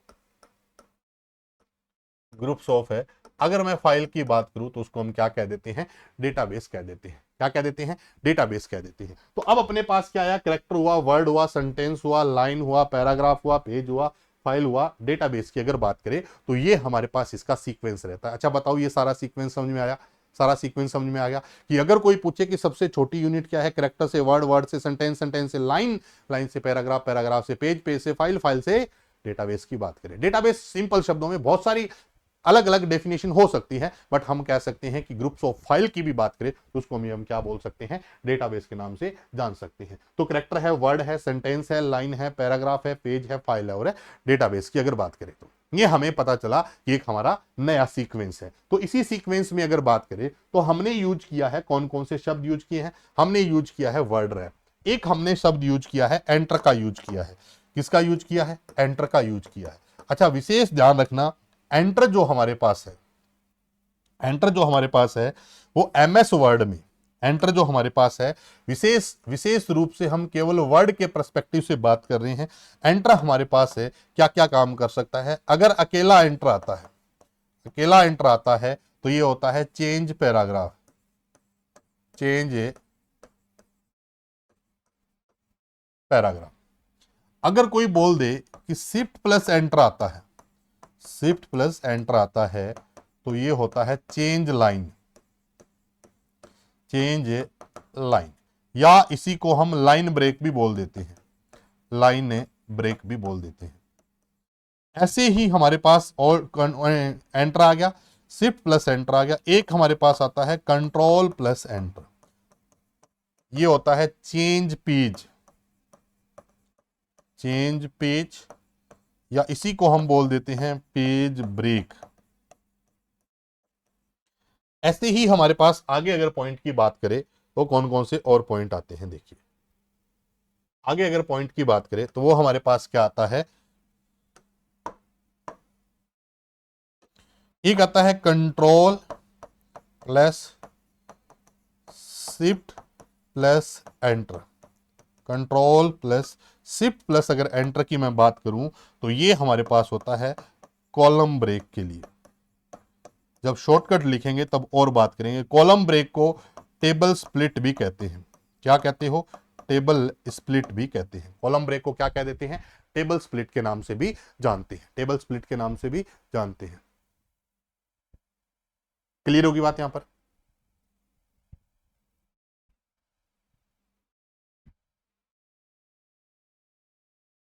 रितेश पांडे कब है एग्जाम बताओ, 26 जुलाई को, किसने बोला है, कितनी तारीख आई है बताओ। ठीक है, अब अगर कोई पूछे कि ये हमारे पास एंटर की बात करें, एंटर से क्या क्या काम एमएस वर्ड में करवा सकते हो। सर इधर तो आपने ऑल्ट एंटर लिखा, मैंने ऑल्ट एंटर लिखा, तो ये एक्सेल की बात है। किसकी बात है, एक्सेल की बात है, वर्ड की बात नहीं है। अभी ये किस पे है, एक्सेल की बात है। एक्सेल में एंटर के अलग अलग काम है, वर्ड में एंटर के अलग अलग काम है। अकेला एंटर क्या करेगा, पैराग्राफ चेंज करेगा। शिफ्ट प्लस एंटर से लाइन बदल जाएगी, और कंट्रोल प्लस एंटर से क्या हो जाएगा, पेज बदल जाएगा, पेज ब्रेक हो जाएगा। अब कई बच्चों को यह भी डाउट होता है कि सर लाइन बदलना और पैराग्राफ बदलना एक ही तो बात होती है। नहीं, फर्क होता है। देखो समझो, लाइन बदलना और पैराग्राफ बदलना, ये पेपर में सवाल भी पूछा गया है। देखिए मैं यहां से कोई लाइन लिख रहा हूं इस तरीके से, वर्ड रैप से ऑटोमेटिक लाइन मेरे इस तरीके से चल रही है। अब मेरा यहां कर्सर है, अब मुझे किसी ने बोला कि आप लाइन चेंज करो। क्या चेंज करो, लाइन चेंज करो। अगर मैं लाइन चेंज करने के लिए एंटर दबा देता हूं, लाइन चेंज करने के लिए समझना कि अगर मैं क्या दबा देता हूं, एंटर दबा देता हूं लाइन चेंज करने के लिए, तो मेरे हिसाब से जो मुझे लग रहा है कि लाइन चेंज होगी, मुझे लग रहा है ये लाइन चेंज होगी, लेकिन एक्चुअल में हुआ क्या कि ये पहला पैराग्राफ बन गया और ये क्या बन गया, दूसरा पैराग्राफ। सर कैसे पता चला, जब दो लाइन की बात करें, लाइन की बात करें तो उनके बीच में बाय डिफॉल्ट जो स्पेस होता है 1.08 लाइन का, या फिर पुराने वर्जन की बात करें तो 1.15 लाइन का। यानी कि इस लाइन से इस लाइन की दूरी कितनी है, 1.08 लाइन या 1.15 लाइन। जो नए वर्जन है, न्यू वर्जन, जैसे 2019-21 की बात करें तो उसमें 1.08 होती है, पुराने वर्जन में 1.15 होती है। लेकिन वहीं अगर कोई पूछे पैराग्राफ के बीच में, पैराग्राफ के बीच में स्पेस कितना होता है, तो ये होता है 1.5 लाइन का, यानी कि इनके बीच में स्पेस है 1.15 या 1.08 है, लेकिन इनके बीच में जो स्पेस है वो क्या आ गया, 1.5 का आ गया। किसका आ गया, 1.5 का आ गया। तो अपने को एक चीज क्लियर होगी कि 1.5 लाइन स्पेस है, यानी कि दो लाइन के बीच में अगर आप चाहते हो कि स्पेस उतना ही रहे जितना पहली लाइन से दूसरी लाइन के बीच में है, तो मुझे क्या करना पड़ेगा। अब की बार देखो, मैंने एंटर का सहारा नहीं लेकर यहां पर मैंने कुछ टेक्स्ट लिखा, और टेक्स्ट लिखने के बाद यहां पर मैंने एंटर न यूज करके मैंने क्या यूज किया, शिफ्ट प्लस एंटर यूज किया। जैसे ही मैंने शिफ्ट प्लस एंटर यूज किया तो मेरी लाइन बदल गई, लेकिन इनके बीच में जो स्पेस है वो 1.08 या 1.15 है। इसके बीच में भी जो स्पेस है वो कितना है, 1.08 और 1.15 है। क्यों, क्योंकि अब की बार पैराग्राफ नहीं बदला है, अब की बार है लाइन बदली है। इसलिए लाइन बदलना और पैराग्राफ बदलना दोनों अलग अलग चीजें हैं, दोनों क्या है, अलग अलग चीजें हैं। तो लाइन बदलना और पैराग्राफ बदलना दोनों हमारे लिए क्या है, अलग अलग चीजें हैं। तो पैराग्राफ बदलना है तो सिर्फ एंटर कर दो, लाइन बदलनी है तो शिफ्ट प्लस एंटर कर दो, पेज बदलना है तो कंट्रोल एंटर कर दो, टेबल बदलनी है तो कंट्रोल प्लस से शिफ्ट प्लस एंटर कर दो, कंट्रोल प्लस से शिफ्ट प्लस एंटर का यूज कर सकते हैं। अब अपने पास यहां तक की कहानी में आगे अपने पास कौन सा पॉइंट आता है देखिएगा। जब हम एमएस ऑफिस पढ़ेंगे, जब हम क्या पढ़ेंगे, एमएस ऑफिस पढ़ेंगे, तो इससे पहले वर्ड स्टार्ट करें, इससे पहले एमएस ऑफिस के जो जो मेन पॉइंट और है उनकी भी अपन चर्चा करते हैं। कौन कौन से पॉइंट है। जब आप एमएस ऑफिस की बात करते हैं तो एमएस ऑफिस में कुछ क्या होते हैं, लाइन के एरर होते हैं। बड़ी क्लास रहेगी, लाइन के एरर होते हैं। अब अगर कोई पूछे कि आप कोई भी काम करते हो, जैसे मान लो स्कूटी पे, बाइक पे जाते हो, बाइक पे जा रहे हो, या मान लो स्कूटी पे बैठे हो, गाड़ी में बैठे हो, मान लो गाड़ी में बैठे हो, खिड़की ओपन रह गई, तो गाड़ी का जो डैशबोर्ड होता है उसमें किसी न किसी प्रकार से एक रेड सिंबल आ जाता है कि या तो गाड़ी की खिड़की ओपन है, या हैंड ब्रेक लगा हुआ है, या कोई भी जो चीज है, सीट बेल्ट नहीं हुई लगी। इसका मतलब अगर आप कंप्यूटर में काम करते समय कोई गलती करते हो तो कंप्यूटर आपको इंडिकेशन देता है, समझाने की कोशिश करता है। वो हम इतने नादान हैं कि वो इशारे हम समझ ना पाए, वो अलग बात है, अदरवाइज वो इशारे करके बताता है कि ये गलती आप कर रहे हो। ऐसे ही एमएस वर्ड में जब हम कोई काम करते हैं, एक्सेल में कोई काम करते हैं, पावर पॉइंट में जब हम कोई काम करते हैं, तो उसमें जब हम काम करते समय कोई गलती कर देते हैं तो हमें कुछ एरर्स मिलते हैं। इनको हम लाइन के एरर बोलते हैं। क्या बोल देते हैं, लाइन के एरर। लाइन के एरर की अगर बात करें तो सिंपल शब्दों में समझे तो मान लो मैंने एक शब्द लिखा इंपॉर्टेंट, क्या लिखा, इंपॉर्टेंट। अब ये शब्द बिल्कुल ठीक है तो गलती हमने की नहीं। अगर इसी शब्द को मैं ऐसे लिख दूं, इम्पोर्टेंट, TENT, अब आपको पता चल गया कि ये स्पेलिंग गलत लिख दी सर ने, लेकिन गलत स्पेलिंग लिखने के बाद मुझे कैसे पता चलेगा कि मैंने गलती की है। इसलिए कंप्यूटर आपको कुछ न कुछ इंडिकेशन सिंबल देता है। क्या देता है, इंडिकेशन सिंबल देता है। वो आपको बताता है कि आपने एक गलती की है। लेकिन ऊपर वाले शब्द को देखोगे तो उसके नीचे लाइन नहीं लगी, नीचे वाले अगर शब्द को देखोगे तो उसके नीचे क्या लगी, लाइन लगी। और ये लाइन किस कलर की लगी है, रेड कलर की लगी है। किस कलर की लगी है, रेड कलर की लगी है, क्योंकि मेरी स्पेलिंग क्या है, गलत है। स्पेलिंग क्या है, गलत है। अब समझते हैं लाइन के एरर जो हमारे पास एमएस वर्ड में होते हैं, ये 3 तरह के होते हैं। कितने तरीके के हैं, 3 तरीके के। सबसे पहला जो लाइन का एरर है वो हमारे पास होती है रेड लाइन। कौन सी होती है, रेड लाइन। दूसरी जो लाइन होती है वो हमारे पास होती है ग्रीन लाइन। क्या होती है, ग्रीन लाइन। और तीसरी जो लाइन होती है वो हमारे पास क्या होती है, ब्लू लाइन होती है। 3 लाइन के एरर होते हैं। कौन कौन से हैं, red line, green line, blue line. अब आपके मन में ये भी डाउट आ रहा होगा कि सर ये 3 ही कलर क्यों लिए, इसमें पिंक क्यों नहीं आया, येलो क्यों नहीं आया, ब्लैक क्यों नहीं आया, व्हाइट क्यों नहीं आया, ये 3 ही कलर एरर के लिए क्यों सिलेक्ट किए गए। इसके पीछे भी एक कारण है, इसके पीछे भी क्या है, कारण है। इसके पीछे भी एक कारण है कि red line, green line, blue line 3 ही कलर क्यों सेलेक्ट किए गए। आगे थोड़ा और समझना पड़ेगा। जब कंप्यूटर से आप कोई भी चीज आउटपुट के रूप में लेते हैं, किसके रूप में लेते हैं, आउटपुट के रूप में लेते हैं, तो कंप्यूटर हमें 2 तरह से आउटपुट देता है। कौन कौन से आउटपुट देता है, पहला जो आउटपुट हमें मिलता है उसको हम बोल देते हैं सॉफ्ट कॉपी आउटपुट। क्या बोल देते हैं, सॉफ्ट कॉपी आउटपुट। और एक जो हमें आउटपुट मिलता है कंप्यूटर से वो कौन सा मिलता है, hard copy output. Hard copy output, soft copy और हार्ड कॉपी। कंप्यूटर से जो हमें आउटपुट मिलता है वो 2 तरीके से मिलता है। कितने तरीके से मिलता है, 2 तरीके से मिलता है। एक अपने को मिलता है वो कौन सा है, सॉफ्ट कॉपी आउटपुट है, और दूसरा अपने को जो मिलता है वो कौन सा है, हार्ड कॉपी आउटपुट है। कौन सा है, हार्ड कॉपी आउटपुट है। पहला सॉफ्ट कॉपी आउटपुट है और दूसरा अपने पास क्या है, hard copy output. Soft copy output का मतलब आप स्क्रीन पे देख रहे हो, किस पे देख रहे हो, स्क्रीन पे। हार्ड कॉपी का मतलब आप प्रिंट ले रहे हो। जब सॉफ्ट कॉपी की बात करें ना, तो सॉफ्ट कॉपी का एक कलर कोड होता है। सॉफ्ट कॉपी का एक क्या होता है, कलर कोड होता है। वैसे ही सॉफ्ट कॉपी का एक कलर कोड है, ऐसे ही हमारे पास हार्ड कॉपी का भी अपना एक क्या होता है, कलर कोड होता है। हार्ड कॉपी का भी अपना क्या है, एक कलर कोड होता है। ठीक है सर, सॉफ्ट कॉपी का भी एक क्या है, कलर कोड है, और हार्ड कॉपी का भी कलर कोड है। कंप्यूटर में जो कलर की स्पेलिंग है वो यही चलती है, COLOR ही होती है। ठीक है, सॉफ्ट कॉपी का कलर कोड क्या है और हार्ड कॉपी का कलर कोड क्या है, तो याद रखना सॉफ्ट कॉपी का जो कलर कोड है उसमें 3 कलर होते हैं। कितने कलर है, 3 कलर है। बताओ कौन कौन से कलर होते हैं, तो ये आपको अच्छे तरीके से क्लियर होना चाहिए। 3 कलर कौन कौन से हैं, तो सॉफ्ट कॉपी का जो कलर कोड होता है वो RGB होता है। कौन सा होता है, RGB। सर R का मतलब क्या है, यहां पर रेड है। G का मतलब क्या है, ग्रीन है। B का मतलब क्या है, ब्लू है। B का मतलब क्या है, ब्लू है। एक रेड है, एक ग्रीन है, एक ब्लू है। एक रेड है, एक ग्रीन है, ब्लू है। तो सॉफ्ट कॉपी में हमारी जो कंप्यूटर की स्क्रीन होती है उसमें 3 ही कलर होते हैं, जिनसे लाखों कलर बनाए जा सकते हैं। जैसे जो भी कलर आप देख रहे हो वो एक्चुअल में हमारी स्क्रीन में 3 कलर से मिलकर बना होता है, रेड ग्रीन और ब्लू की बात करें, रेड ग्रीन और ब्लू की बात करें। आजकल एक नई कहानी आ गई है, ये भी याद रख लेना, RGBA। ए मतलब अल्फा कलर की बात करता है। किसकी बात करता है, अल्फा की बात करता है। रेड ग्रीन ब्लू और अल्फा की बात करता है। ऐसे ही अगर मुझसे कोई पूछे कि हार्ड कॉपी के कलर कोड में कलर की संख्या कितनी है, तो 4 होती है। कितनी होती है, 4 होती है। अच्छा, कौन कौन से कलर होते हैं, कोड का नाम क्या है, CMYK। CMYK कोड क्या नाम है, CMYK है। सी मतलब क्या है, सियान कलर है। सी का मतलब सियान है। एम का मतलब क्या है, मजेंटा है। एम का मतलब क्या है, मजेंटा है।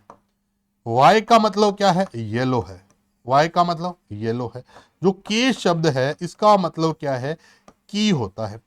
की जो है वो ब्लैक कलर के लिए यूज किया गया है। किसके लिए, ब्लैक कलर के लिए। तो जब भी आप कोई न्यूज़पेपर वगैरह पढ़ते हो, राजस्थान पत्रिका, भास्कर वगैरह देखते हो, तो उसके सबसे लास्ट में 4 अलग अलग कलर के डॉट बने होते हैं। वो न्यूज़पेपर है, वो हार्ड कॉपी है, इसलिए उसके 4 कलर है। हम मूवी देख रहे हैं, वो सॉफ्ट कॉपी है, इसलिए उसके हमारे पास क्या है, 3 कलर है। 3 कलर कौन कौन से हैं, पहला जो हमारे पास कलर है वो कौन सा है, पहला जो कलर है वो कौन सा है, रेड है, ग्रीन है, ब्लू है।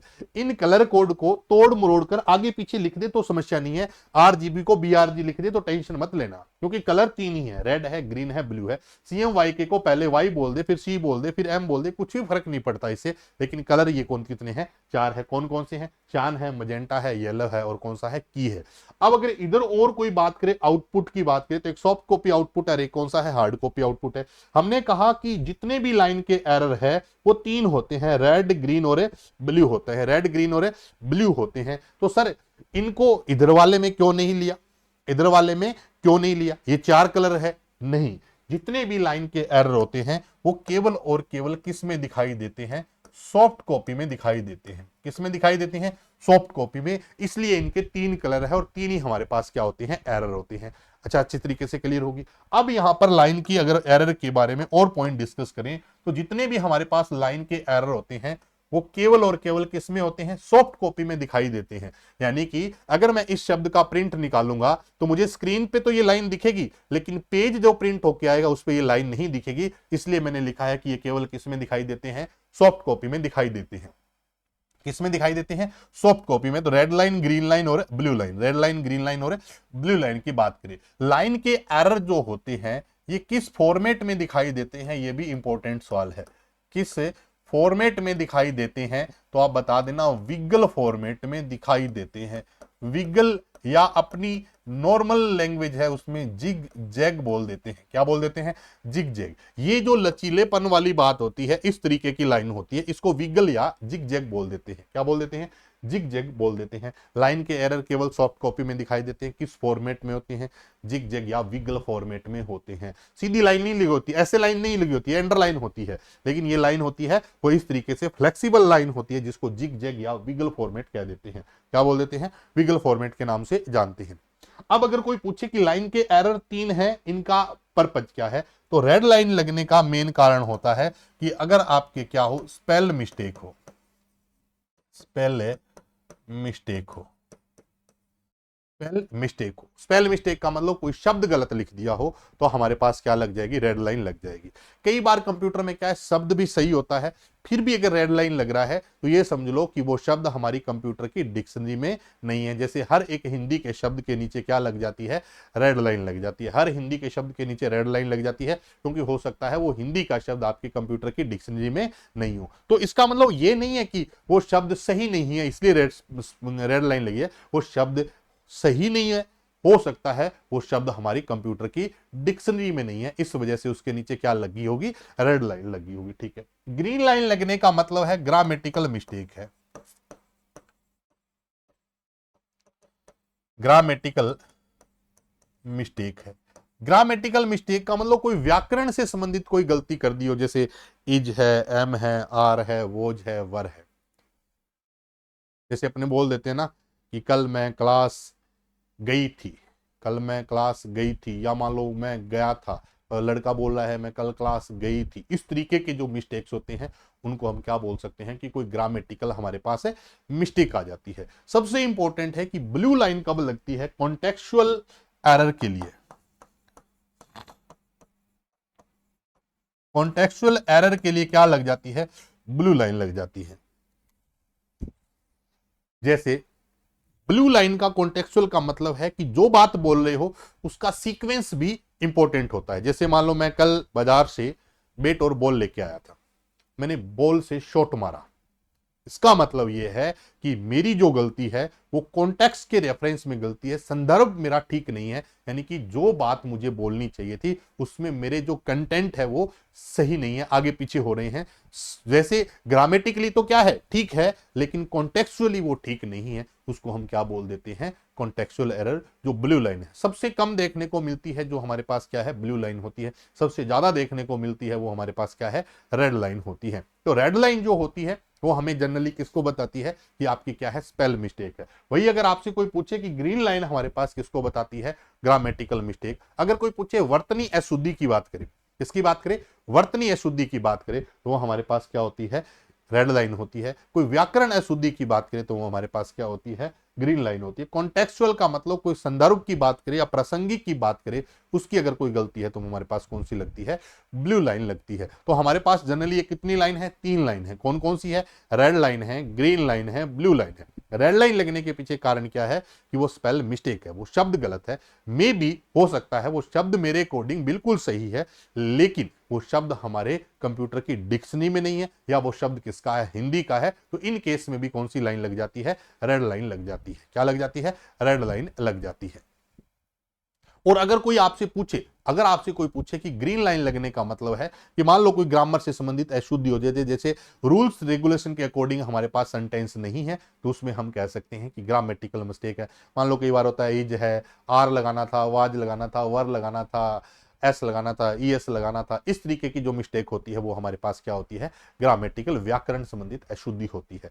ऐसे ही कुछ ब्लू लाइन की भी बात करते हैं जो हमारे पास क्या होती है, कॉन्टेक्चुअल एरर होती है। जनरली बहुत सारे बच्चे होते हैं जिन्होंने ब्लू लाइन के बारे में इतना नहीं पढ़ा होता। जो भी 2 मेन फेमस नाम होते हैं, एक रेड लाइन और एक हमारे पास क्या होता है, ग्रीन लाइन की बात करते हैं। लेकिन हमारे पास क्या है, रेड लाइन भी है, ग्रीन लाइन भी, और एक हमारे पास क्या है, ब्लू लाइन की बात करें। ये सारे हमारे पास क्या है, एरर्स की बात करते हैं। अब अगर बात करें कि लाइन के एरर कितने हैं, तो 3 हैं। कौन सी कॉपी में दिखाई देते हैं, तो केवल सॉफ्ट कॉपी में दिखाई देते हैं। क्या ये हार्ड कॉपी में आते हैं, नहीं आते। ये केवल और केवल आपको जगाने के लिए होते हैं कि आप थोड़ा चेक करो कि आप जो लिख रहे हैं वो आपकी शब्द सही नहीं है। इसका मतलब यहां पर आपके पास क्या हो सकता है, इस टाइप का एरर हो सकता है। इंपॉर्टेंट में जैसे मान लो मैंने लिखा है ENT, कुछ हमारे पास क्या होता है, इसी में हमारे पास क्या है, एक टेक्निक होती है जिसको बोलते हैं ऑटो करेक्ट की फैसिलिटी होती है।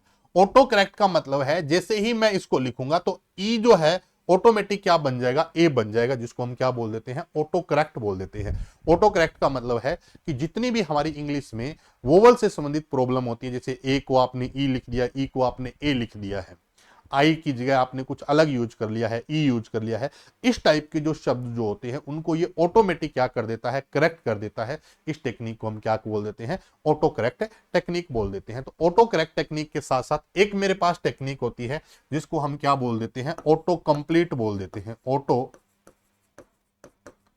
कंप्लीट बोल देते हैं। एक ऑटो करेक्ट टेक्निक होती है, दूसरी अपने पास टेक्निक होती है, उसको हम क्या बोल देते हैं, ऑटो कंप्लीट टेक्निक के नाम से जानते हैं। तो एक ऑटो करेक्ट है और एक अपने पास क्या है, ऑटो कंप्लीट है।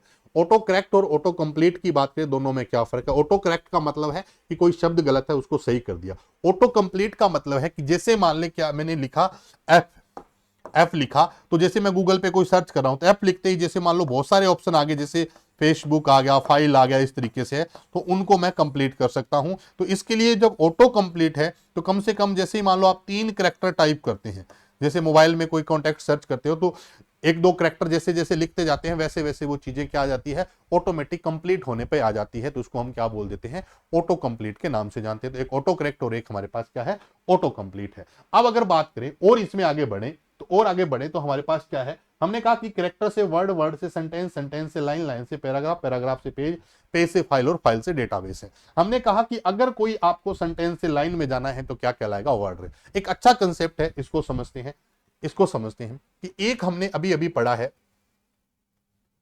ये ध्यान देना कि आउटपुट हमें 2 तरीके से मिलता है, एक सॉफ्ट कॉपी के रूप में और एक हमें मिलता है हार्ड कॉपी के रूप में। सॉफ्ट कॉपी का कलर कोड क्या होता है, आरजीबी, और हार्ड कॉपी का कलर कोड क्या होता है, CMYK होता है। क्या होता है, CMYK है। सॉफ्ट कॉपी का जो मेरा कलर कोड है, इसमें एक नई टेक्निक के कलर कोड की बात करें तो वो हमारे पास है RGBA, रेड, ग्रीन और ब्लू की बात करता है। किसकी बात करता है, रेड, ग्रीन, ब्लू में। हाँ, फोन में होता है, बिल्कुल होता है। अब अगर बात करें हार्ड कॉपी में, हमारे पास क्या होता है, CMYK, सियान, मजेंटा, येलो और की होता है। की जो कलर होता है वो ब्लैक कलर की बात करता है, काले कलर की बात कर लेता है। अब हमने ये जो पॉइंट सीखा था, कि हमारे पास क्या है, वर्ड रैप है।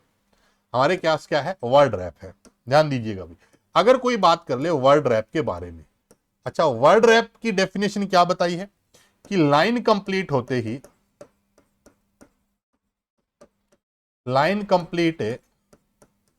ही टेक्स्ट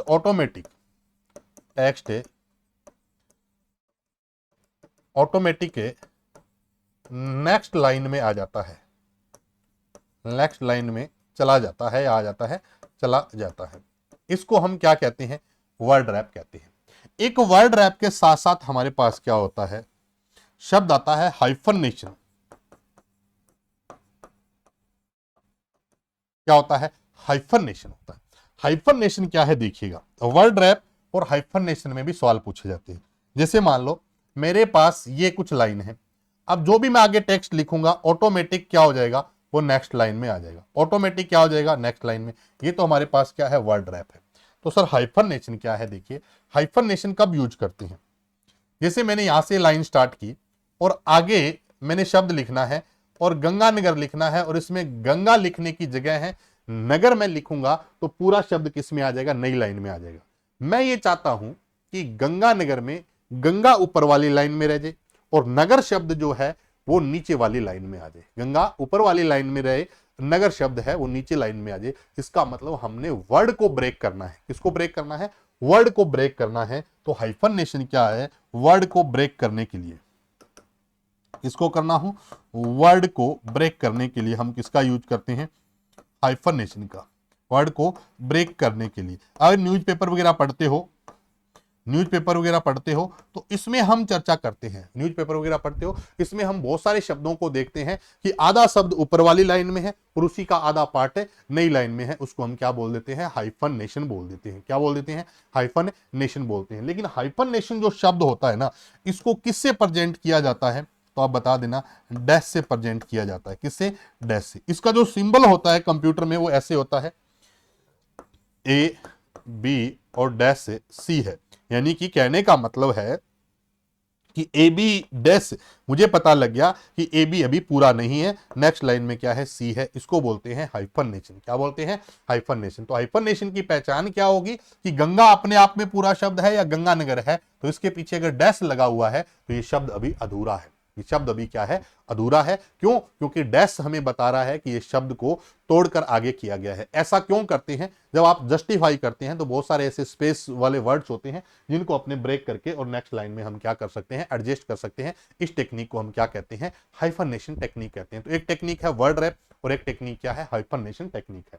अगर और बात करें ना, इसी में हमारे पास क्या है, जब पुराने जो कंपनी के फोन होते थे, आज के समय में जैसे फोन की अगर मैं बात करूं, थोड़ा सा अलग से समझते हैं। फोन की अगर बात करें तो एक अपने पास होता है जीएसएम और एक हमारे पास है सीडीएमए। जीएसएम का मतलब होता है global system for mobile, global system for mobile.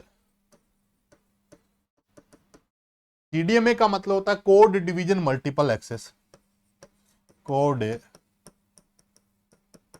Division multiple access. आज जीएसएम की अगर सिंपल शब्दों में बात करूं तो मेरे पास कोई भी फोन, कंपनी का फोन हो और कोई भी ऑपरेटर है जो चल जाए। जैसे मान लो मैं फोन ले रहा हूं, वीवो का है, ओप्पो का है, सैमसंग का आईफोन है, उसमें सिम मैं कोई भी डाल सकता हूं, एयरटेल की, वोडाफोन की या जियो की डाल सकता हूं। वो जीएसएम टेक्निक है। एक समय होता था जब फोन जिस कंपनी का होता था केवल उसी की सिम चलती थी। जैसे रिलायंस के स्टार्टिंग में डंडी वाले फोन आते थे। एक आपने कभी एमटीएस का नाम सुना होगा, टाटा डोकोमो का नाम सुना होगा। ये कुछ ऐसी कंपनी थी, वो जो फोन बनाती थी केवल उसके अंदर उसी कंपनी की सिम चलती थी, दूसरी कंपनी की सिम नहीं चलती थी। क्लियर है बात? अब जब हम जीएसएम की बात करें तो जीएसएम में आपके पास एक मैसेज भेजने की जो क्षमता होती है वो ज्यादा होती है, और जो सीडीएमए होती है उसमें मैसेज भेजने की क्षमता क्या होती है, कम होती है। तो इस टेक्निक में जैसे मान लो इधर से कोई बड़ा मैसेज भेजा जाए, सीडीएमए वाले को भेजा जाए, तो उनमें क्या होता था, अगर फोन हिंदी में होता है, अगर फोन हिंदी में हो तो मिस कॉल को छुट्टी कॉल कहते हैं ना। मिस कॉल को क्या कहते हैं, छुट्टी कॉल कहते हैं। ऐसे ही अगर मान लो आपने इधर से कोई मैसेज भेजा, इधर जो मैसेज है वो छोटा है, मतलब इनका जो मैसेज का फॉर्मेट है छोटा है, इनका मैसेज का फॉर्मेट क्या है, बड़ा है। अब जैसे ही मैसेज आया तो इधर से एक मैसेज आया और इधर कितने मैसेज आए, 4 मैसेज आए, क्योंकि इधर का एक मैसेज कितने मैसेज में स्प्लिट हुआ, 4 में। तो आपने मैसेज पढ़ना स्टार्ट किया, मैसेज पढ़ना स्टार्ट किया, इस तरीके से पढ़ना स्टार्ट। अब यहां जब आपके देखा तो मैसेज अभी अधूरा है, तो आपको कैसे पता लगेगा कि ये मैसेज कंप्लीट है या अधूरा है? तो ये जब फोन हिंदी में अगर यूज करते थे, अगर किसी ने यूज किया हुआ था, तो इसकी एक नीचे लाइन लिखी होती थी, कुछ पार्ट छुटा, कुछ पार्ट है छुटा। कुछ पार्ट छुटा का मतलब है कि ये मैसेज अभी अधूरा है। वो जो कुछ पार्ट छुटा शब्द था वो हाइफरनेशन को बताता था। अब बिल गेट्स क्या कहता है कि अगर मैं यहां लिख दूं गंगा के बाद में कि कुछ पार्ट छुटा, तो इतनी जगह में तो गंगानगर भी आ जाएगा, नगर भी आ जाएगा। तो क्या किया जाए, हम इस हाइफरनेशन को एक शब्द से रिप्लेस, एक सिंबल से रिप्लेस कर दें, ताकि किसी भी व्यक्ति को अगर काम करना हो तो ये डैश मिले तो वो सिंपल समझ जाए कि हमारे पास क्या है, इस शब्द को तोड़ा गया है, ब्रेक किया गया है, इस शब्द को तोड़ा गया है, क्या किया गया है, ब्रेक किया गया है। क्लियर होगी बात यहाँ पर? अब अगर कोई आपसे ये पूछे कि वर्ड रैप क्या है और हाइफरनेशन क्या है, तो आप आसानी से बता सकते हैं। इससे मिलता जुलता है ना एक शब्द और आ जाता है, ओरिएंटेशन। क्या आ जाता है, क्या आ जाता है, ओरिएंटेशन। ओरिएंटेशन जो हमारे पास होते हैं ये 2 प्रकार के होते हैं। एक हमारे पास जो ओरिएंटेशन होता है इसको हम बोलते हैं पोर्ट्रेट। क्या बोलते हैं, पोर्ट्रेट। ओरिएंटेशन कितने प्रकार के हैं, 2 प्रकार के हैं। पहला जो ओरिएंटेशन होता है उसका नाम होता है पोर्ट्रेट। दिल्ली पुलिस पे इसमें बहुत अच्छा सवाल पूछा गया था, पोर्ट्रेट और एक हमारे पास क्या है, लैंडस्केप।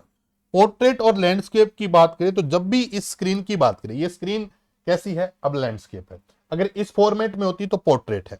ये मेरा पेज का जो साइज है इसको बोलते हैं पोर्ट्रेट। क्या बोलते हैं, पोर्ट्रेट। और ये जो मेरे पास पेज का साइज होता है ऐसे, इसको बोलते हैं लैंडस्केप। क्या बोलते हैं, लैंडस्केप। पोर्ट्रेट और लैंडस्केप की अगर बात करें, अब पोर्ट्रेट और लैंडस्केप में क्या है, बाय डिफॉल्ट जब भी आप एमएस वर्ड, एक्सेल वर्ड चलाते हो तो उसमें पेज का ओरिएंटेशन क्या होता है, पोर्ट्रेट। पावर पॉइंट में क्या होता है, स्लाइड का ओरिएंटेशन तो लैंडस्केप होता है, हैंडआउट की बात करें, नोट्स की बात करें, इनका ओरिएंटेशन क्या होता है? पोर्ट्रेट होता है। क्या होता है? पोर्ट्रेट होता है। तो अगर आपसे कोई पूछ ले कि पेज का ओरिएंटेशन बताओ, तो दो प्रकार से। ओरिएंटेशन का मतलब घुमाव है। जैसे फोन को अगर मान लो इस पोजीशन में रखते हो तो ये पोर्ट्रेट है, और ये पोजीशन है वो लैंडस्केप है। अब क्या फर्क है, सवाल में क्या है? जब मैं पोर्ट्रेट की बात करता हूं तो पोर्ट्रेट में क्या होता है? पेज की हाइट पेज की विड्थ से क्या होती है? ज्यादा होती है। पेज की हाइट जो है वो पेज की विड्थ से क्या होती है? ज्यादा होती है। वहीं अगर मैं लैंडस्केप की बात करूं तो पेज की हाइट पेज की विड्थ से क्या होती है? कम होती है। ये तो है एक्चुअल में डेफिनेशन।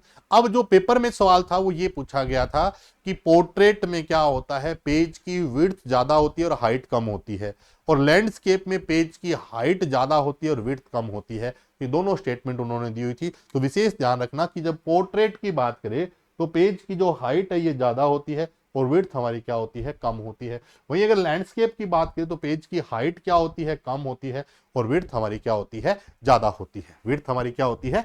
ज्यादा होती है। क्लियर होगी बात यहां तक? अब अगर कोई और पूछे आपसे कि सर हम कौन से टॉपिक की बात करनी है, हमने कोई टॉपिक नहीं बात की है। ये जो अपना अगर यूट्यूब पे इस क्लास को देख रहे हो तो ये बैच है यूपी ट्रिपल एसी के लिए। मैंने फाउंडेशन बेस स्टार्ट किया। जितनी भी आपकी भर्ती है जिसमें ये सिलेबस है, ये जितना भी सिलेबस आपका है, इसमें चाहे आप लोअर पीसीएस के लिए जा रहे हो, किसी भी भर्ती के लिए जा रहे हो, जो भी आपका एग्जाम है, अगर ये सिलेबस है 15 नंबर का, तो इसके लिए मैंने बेच स्टार्ट किया। यूपी ट्रिपल एसी का एक बेच है, ये बेच आप ज्वाइन कर सकते हैं, 199 के अंदर ज्वाइन कर सकते हैं। दूसरा कि अगर आप चाहिए कि सर नोट्स बनाने में टाइम लगता है, एग्जाम डेट पास में है, तो ये बुक ऑर्डर कर सकते हैं। और बुक का जो लिंक है इसी वीडियो के यहाँ पे, मतलब आप इस नंबर पे व्हाट्सएप करोगे तो आपको एक पीडीएफ प्रोवाइड करवा दी जाएगी। वहां से आप इस बुक के कंटेंट को देख सकते हैं। लेखपाल का सारा पेपर इस बुक के अंदर मैंने प्रूफ भी डाला हुआ है, आप वीडियो देख लेना उसमें। ठीक है। अब हमने कहा कि हम टॉपिक कौन सा पढ़ रहे हैं। मैंने कहा एमएस ऑफिस पढ़ेंगे। सर एमएस ऑफिस पढ़ेंगे। एमएस ऑफिस का इंट्रोडक्शन पढ़ा। एमएस ऑफिस इंट्रोडक्शन की अगर बात करें तो हमने सबसे पहले क्या देखा कि हमारे पास क्या है एमएस ऑफिस में, कौन कौन से फीचर्स है। तो वर्ड है, एक्सेल है, पावर पॉइंट है, एक्सेस है। वर्ड के पेज को डॉक्यूमेंट कहते हैं, एक्सेल के पेज को सीट कहते हैं, पावर पॉइंट के पेज को स्लाइड कहते हैं, एमएस एक्सेस के पेज को फील्ड या टेबल कहते हैं। वहीं अगर मैं और बात करूं तो एमएस वर्ड को रन मेन्यू से चलाना हो तो क्या बोलते हैं? विनवर्ड या विनवर्ड डॉट टीएक्सी। एक्सेल के लिए एक्सेल या एक्सेल डॉट टीएक्सी। पावर पॉइंट या पावर पॉइंट पावर पीएनटी या पावर पीएनटी डॉट ईएक्सी। और एमएस एक्सेस के लिए हम क्या लिखते हैं? एमएस एक्सेस या एमएस एक्सेस डॉट ईएक्सी की बात करें। फिर आगे अगर बोर बढ़े तो हमने कहा कि इन सब में हमारे पास क्या पूछे जा सकते हैं? एक्सटेंशन। अब एक्सटेंशन अलग अलग हो सकते हैं, पुराने वर्जन के अलग हो सकते हैं, नए वर्जन के अलग हो सकते हैं। जो पुराने वर्जन के एक्सटेंशन है वो एमएस वर्ड का क्या था? डॉट डीओसी था। एक्सेल का क्या है? डॉट एक्सएलएस है। पावर पॉइंट का क्या है? डॉट पीपीटी है। एमएस एक्सेस का क्या है? Dot IMDb. एमडीबी का मतलब क्या है? मैनेजमेंट डेटाबेस है। वही अगर 2007 से लेकर 21 तक की बात करें, 24 तक की बात करें, तो एमएस वर्ड का क्या है? डॉट डीओसी एक्स है। एक्सेल का बात करें तो डॉट एक्सएलएस एक्स है। डॉट पावर पॉइंट की बात करें तो डॉट पीपीटी एक्स है। और एमएस एक्सेस की बात करें तो डॉट एसीसी डीबी की हम बात करते हैं। ये हमने बात कर ली है। उसके बाद हमने कहा कि कोई भी अगर हम फाइल बनाएंगे, एक पॉइंट और बताया था कि जो हमारी रन मेन्यू की शॉर्टकट होती है वो विंडो प्लस आर होती है। स्क्रीन को लॉक करने की शॉर्टकट विंडो प्लस एल होती है। विंडो प्लस एल होती है। हाँ बिल्कुल करवा रहा हूं भी, बिल्कुल करवाऊंगा। ठीक है। अब अगर बात करें आगे तो हमने कहा कि ठीक है, जो फाइल के एक्सटेंशन है वो क्या है? फाइल के एक्सटेंशन क्या होते हैं सर? जो भी फाइल होती है उसके सेकेंडरी नेम होते हैं, उनको हम क्या बोल देते हैं? एक्सटेंशन बोल देते हैं। एक्सटेंशन जरूरी है। एक्सटेंशन जरूरी है अगर किसी भी फाइल का टाइप जानना हो। एक्सटेंशन जितने भी है वो डॉट से स्टार्ट होते हैं। कहां से स्टार्ट होते हैं? डॉट से स्टार्ट होते हैं। और एक्सटेंशन जरूरी है, एक्सटेंशन जरूरी है अगर किसी फाइल का क्या जानना हो? टाइप जानना हो। जो हमारे पास फाइल है उसके दो नेम होते हैं, एक प्राइमरी नेम होता है और एक हमारा क्या होता है? सेकेंडरी नेम होता है। प्राइमरी नेम यूजर देता है, यूजर जब चाहे रीनेम कर सकता है। डॉस में 8 कैरेक्टर से बड़ा नहीं हो सकता। विंडो में 255 कैरेक्टर तक की इसकी लेंथ होती है। वहीं अगर मैं बात करूं सेकेंडरी नेम की, तो डोस में जो सेकेंडरी नेम है वो 3 कैरेक्टर का होता है। कितने का होता है? 3 कैरेक्टर का होता है। और अगर आपसे कोई सवाल पूछे इसमें, तो प्राइमरी नेम जो होते हैं वो जब चाहो रीनेम कर लो, सेकेंडरी नेम को रीनेम नहीं कर सकते, क्योंकि सेकेंडरी नेम प्रोग्राम बेस्ड होते हैं, जो हम नहीं देते, खुद प्रोग्राम जारी करता है। जितने भी सेकेंडरी नेम है वो डॉट से स्टार्ट होते हैं। डोस में हमारे पास जो फाइल का नेम है वो 8 कैरेक्टर विद स्पेस है। विंडो में जो फाइल नेम है वो हमारे पास क्या है 255 कैरेक्टर विद स्पेस की बात करता है, विद स्पेस की बात करता है। ऑपरेटिंग सिस्टम हमारे पास दो कैटेगरी में है, एक सीयूआई और एक जीयूआई। मैंने आपको बताया इसलिए था ये पॉइंट है ताकि आप समझ सको कि डॉस क्या है, एक ऑपरेटिंग सिस्टम है कैसा है, सीयूआई बेस्ड है या जीयूआई बेस्ड है। फिर हमने बात की थी कि कुछ हमारे पास एक्सटेंशन है, जैसे डॉट पीडीएफ की बात करें, पोर्टेबल डॉक्यूमेंट फॉर्मेट की बात करें, जॉइंट पिक्चर एक्सपर्ट ग्रुप की बात करें, जॉइंट पिक्चर ग्रुप की बात करें, ग्राफिकल इंटरचेंज फॉर्मेट की बात करें, बिटमैप पिक्चर की बात करें, पोर्टेबल नेटवर्क ग्राफिक की बात करें, MP3 ऑडियो के लिए होता है, MP4 जो होता है वो वीडियो के लिए होता है, WMA विंडो मीडिया ऑडियो की बात करें, दोनों माइक्रोसॉफ्ट कंपनी के, Windows media audio, Windows media video की, RTF रिच टेक्स्ट फॉर्मेट होता है, वर्ड पैड का एक्सटेंशन होता है, TXT की अगर बात करें तो टेक्स्ट होता है, BA के बैकअप फाइल का एक्सटेंशन होता है, किसका होता है, बैकअप फाइल का एक्सटेंशन होता है, बैकअप फाइल का। EXE का मतलब एग्जीक्यूट होता है, EXE का मतलब एग्जीक्यूट होता है, SYS का मतलब सिस्टम होता है, BAT का मतलब बैच होता है, BAK का मतलब बैकअप होता है, MPG motion picture expert group होते हैं। माइक्रोसॉफ्ट कंपनी का जो फाइल फॉर्मेट है वो AVI audio video interleave paper में पूछ लिया गया, माइक्रोसॉफ्ट कंपनी का फाइल फॉर्मेट बताओ तो आप बता देना AVI माइक्रोसॉफ्ट कंपनी का है। और अगर कोई दूसरा पूछे कि QTWF की बात करें तो क्विक टाइम फाइल फॉर्मेट जो है वो एप्पल कंपनी का है, किसका है, एप्पल कंपनी का है, ये हमने बात कर ली है। फिर हमने कहा कि सबसे छोटी यूनिट से बड़ी यूनिट बढ़े हैं सर, कैसे बढ़ सकते हैं, कैरेक्टर से वर्ड, वर्ड से सेंटेंस, सेंटेंस से लाइन, लाइन से हमारे पास क्या होता है पैराग्राफ, पैराग्राफ से पेज, पेज से फाइल, फाइल से डेटाबेस है।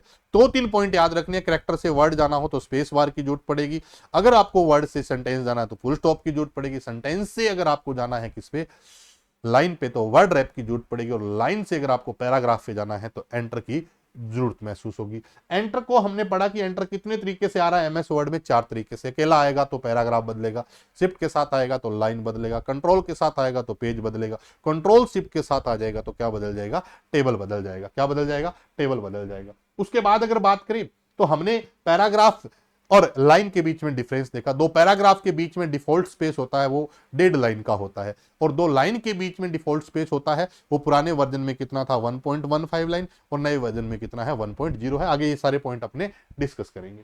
आगे अगर और बात करें अपने, तो जो हमारे पास क्या है, लाइन के एरर है, लाइन के एरर है वो हमारे पास कितने प्रकार के हैं, 2 प्रकार के हैं, 3 प्रकार के हैं। कौन कौन से हैं, एक रेड लाइन है, एक ग्रीन लाइन है, और एक अपने पास क्या है, ब्लू लाइन। अगर कोई बोल दे कि रेड लाइन का मतलब क्या है तो हम कहेंगे स्पेल मिस्टेक है, क्या है, स्पेल मिस्टेक है। उसके बाद अगर बात करें red line, green line, blue line की बात करें तो ये हमने सारे पॉइंट डिस्कस किए हैं। क्या क्या किए हैं, रेड लाइन स्पेल मिस्टेक के लिए, ग्रीन लाइन ग्रामेटिकल मिस्टेक के लिए, ब्लू लाइन हमारी होती है वो कॉन्टेक्चुअल एरर के लिए होती है। किसके लिए होती है, कॉन्टेक्चुअल एरर के लिए। हमने कहा कि जो लाइन के एरर होते हैं वो किस फॉर्मेट में होते हैं, विगल फॉर्मेट में होते हैं। किस में होते हैं, विगल फॉर्मेट में होते हैं। अगर बात करें आउटपुट की तो एक सॉफ्ट कॉपी आउटपुट और एक हमारे पास क्या है, हार्ड कॉपी।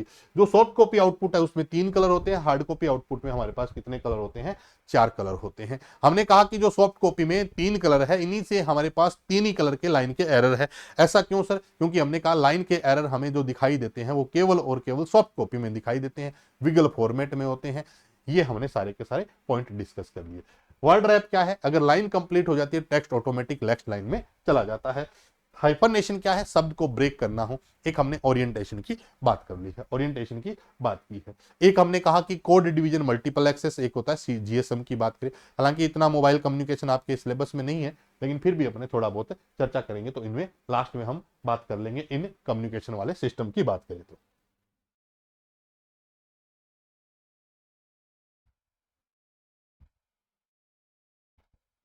ये अपने पास था पॉइंट। अब अगर कोई बात कर ले कि सर ये क्लास कहां से आ रही है, तो ये आपकी लोअर पीसी UP SSS के लिए हम बात कर रहे हैं, कंप्यूटर फाउंडेशन की बात करें। अब कोई डाउट है तो आप पूछ सकते हैं, भी है किसी का कोई डाउट। देखो अगर आप यूट्यूब पे क्लास देखें तो ठीक लगे तो आप चैनल को सब्सक्राइब करके जरूर जाइएगा, अपने दोस्तों के साथ जरूर शेयर करिएगा, ठीक है। ठीक है, समझ में आ गई बात सबको, क्लियर है।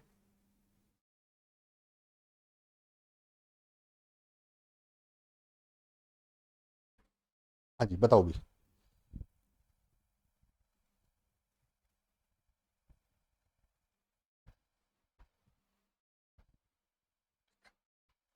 देखो कोशिश ये करो कि हर क्लास को आराम से देखो, ये 2 गुना की स्पीड, 1.5 गुना की स्पीड, ये करना बंद करो।